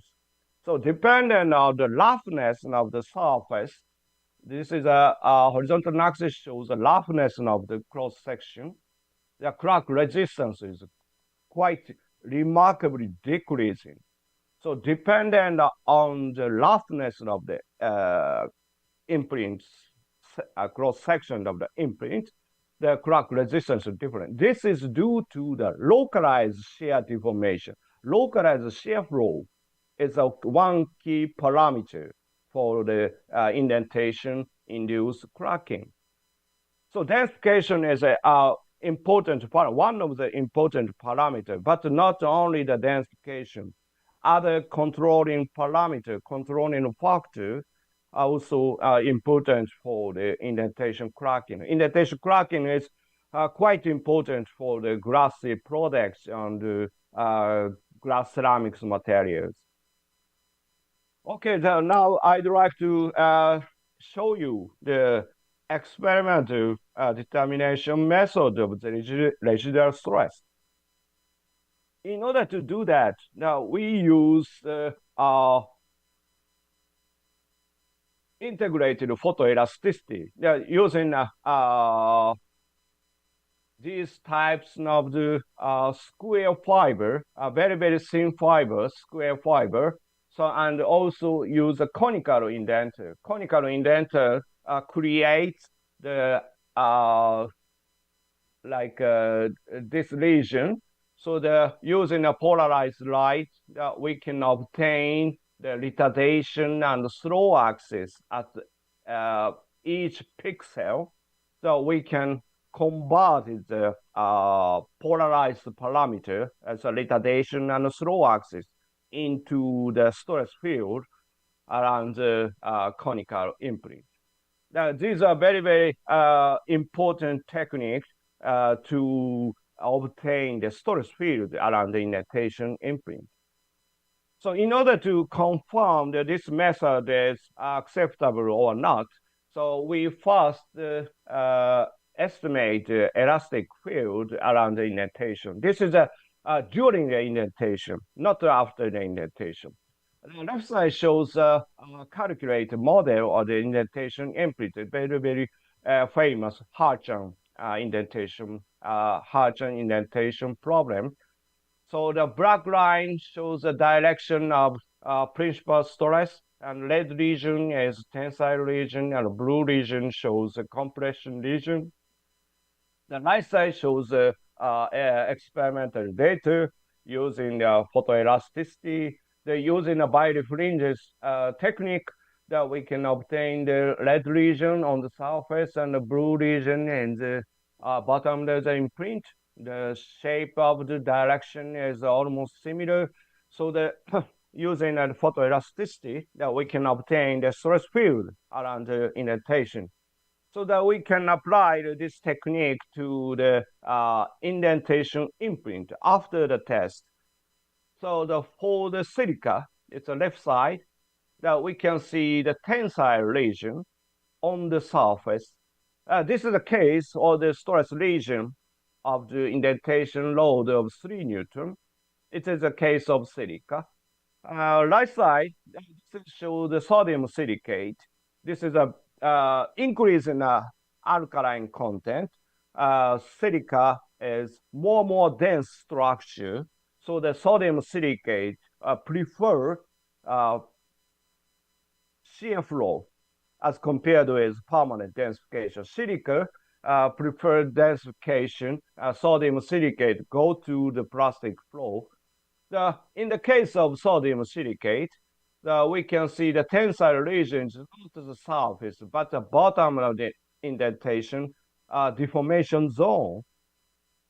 So if we increase in the indentation load, we can see the ring crack for silica, and we can see the radial crack for sodium silicate. This is due to the change in the stress field. For silica, the tensile region is here on the surface, but for sodium silicate, the tensile region at the bottom of the deformation zone. This is the origin of the radial crack. So that depending on the glass composition, the indentation stress field is also different. This is due to the change in the cracking behavior and change in the shape of the cracking around the imprint. Okay, so now as I'd like to show you the little bit 2 or 3 slides for the densification also affected the contact speed. In order to check this, we use 2 types of the indentation test. The one is conventional quasi-static test. The other is a belt slider, very fast dynamic test. So this is a video. Left side shows static test. Okay. Indenter chip is a Barkovich indenter chip. We can see the very long radial cracks. But right side this is a dynamic test. Now we can see radial crack, but not so long. We can see the very remarkable chipping around here. So dependent on the contact speed, we can see the cracking behavior also different, dependent on cracking behavior. This is the relationship between the load and the time, so that we can see also this oscillation. It's a very small peak during the loading half cycle. The maximum load is almost similar, 300 Newton, but the contact duration time is quite different. 40 seconds, this is a 1.5 millisecond. So during the dynamic indentation, that we can see very so much cracking during the loading half cycle. This is a big change depending on contact speed. So the quasi-static indentation, the indentation cracking load is very high.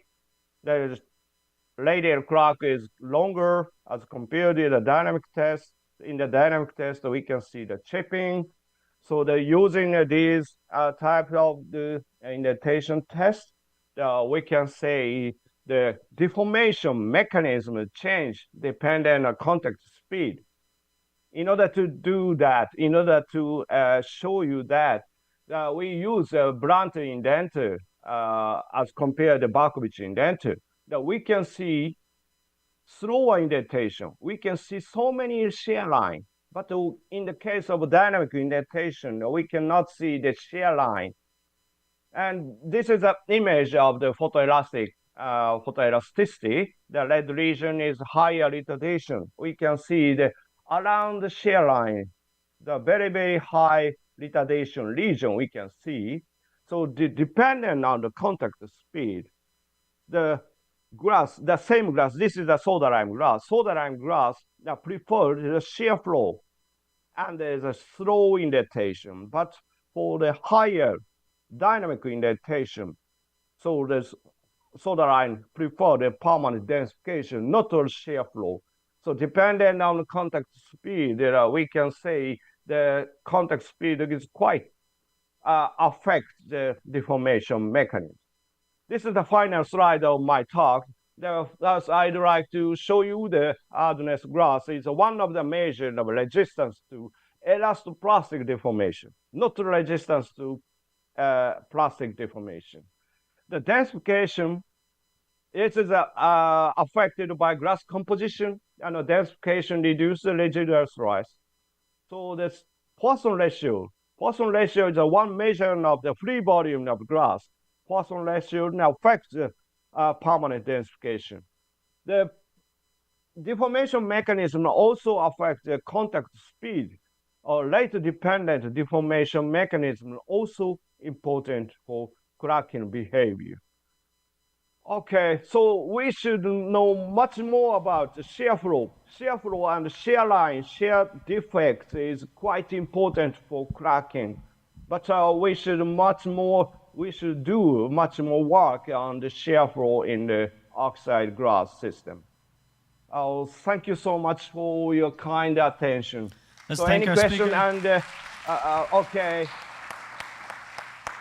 Thank you. Dr. Zanotto wanted me to thank you, especially for getting up so early. So thank you very much. We have a couple questions no from problem. the crowd.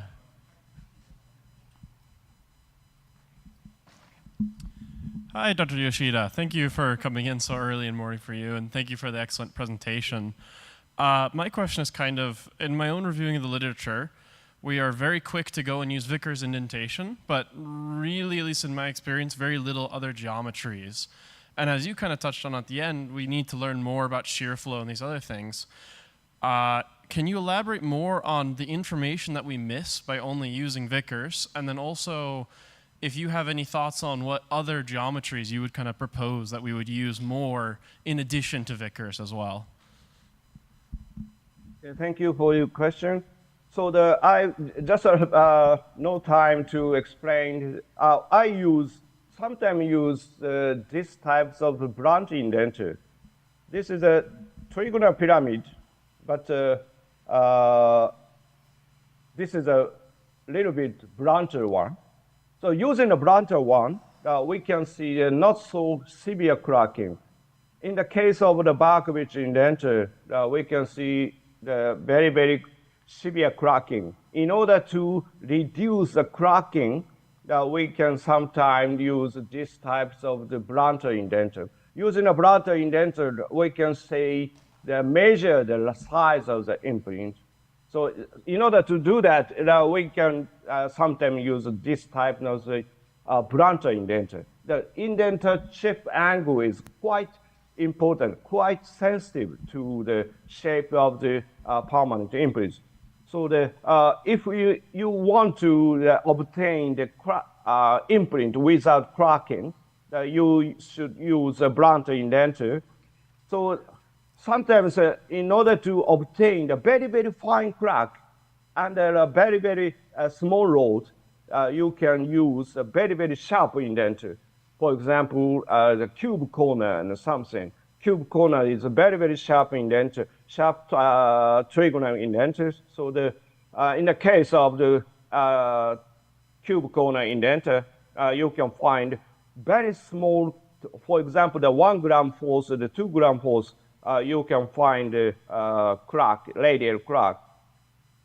So we, of course, changing the geometry of the indenter, obtain the change of the cracking behavior.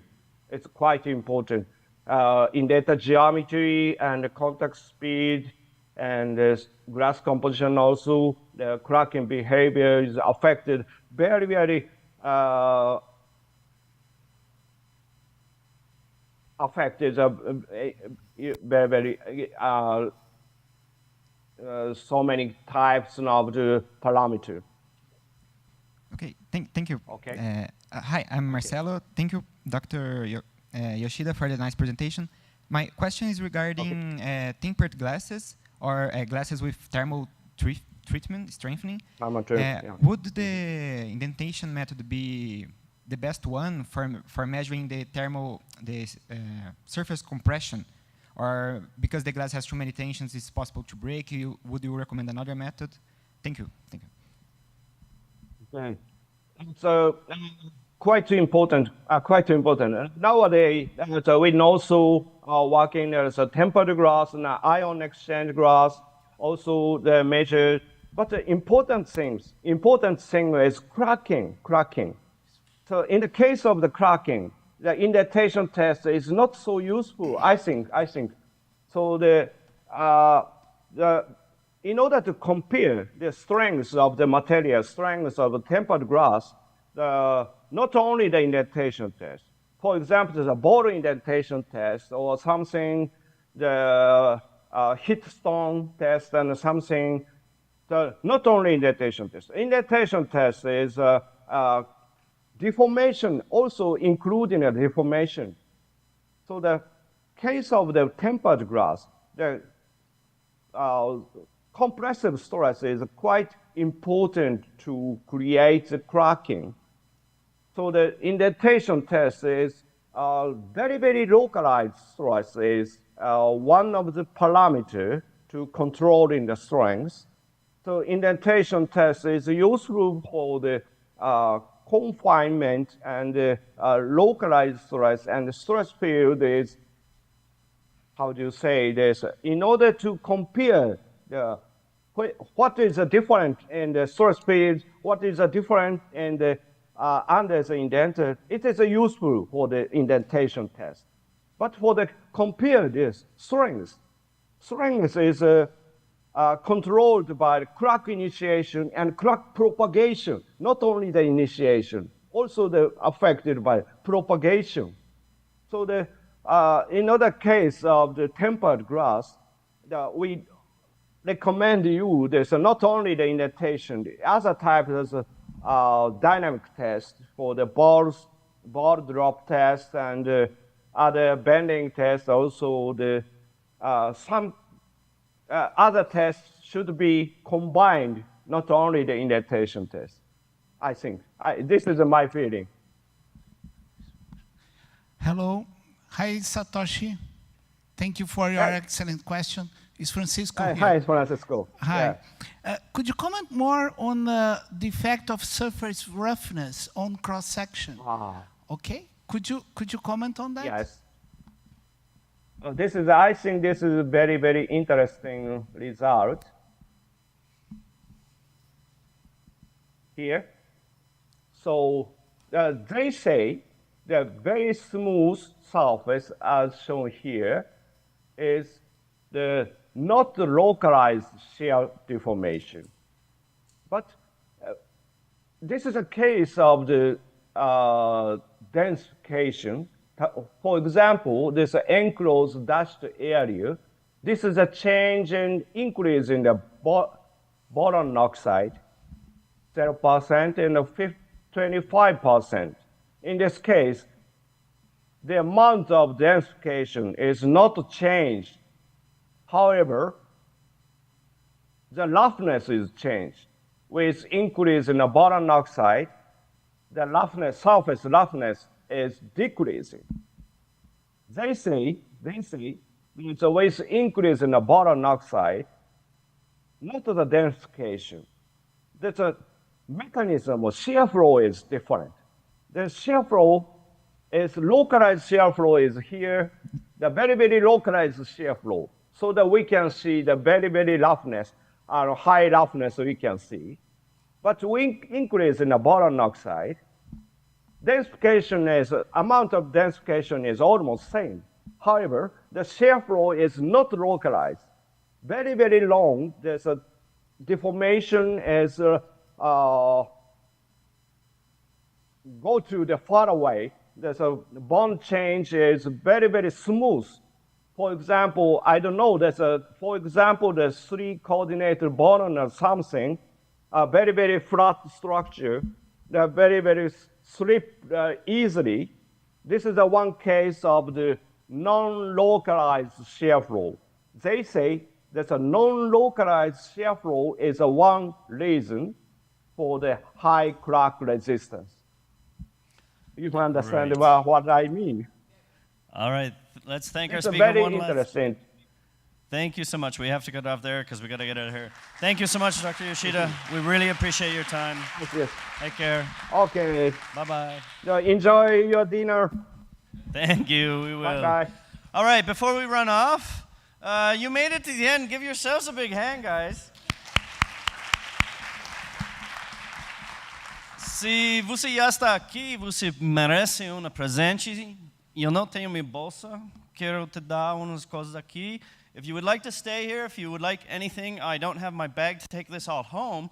So anybody would like a t-shirt, a mug, or anything, come on up to the front, and I'll distribute this. Otherwise, everybody should meet at the hotel in about 10 minutes to get on the bus to the Parkitech. Have a good night. And everybody, don't forget your posters. Don't forget. Say again. Don't forget your posters. Go down and get your posters. Tem alguma camisa grande? I'll give a t-shirt for the technician there.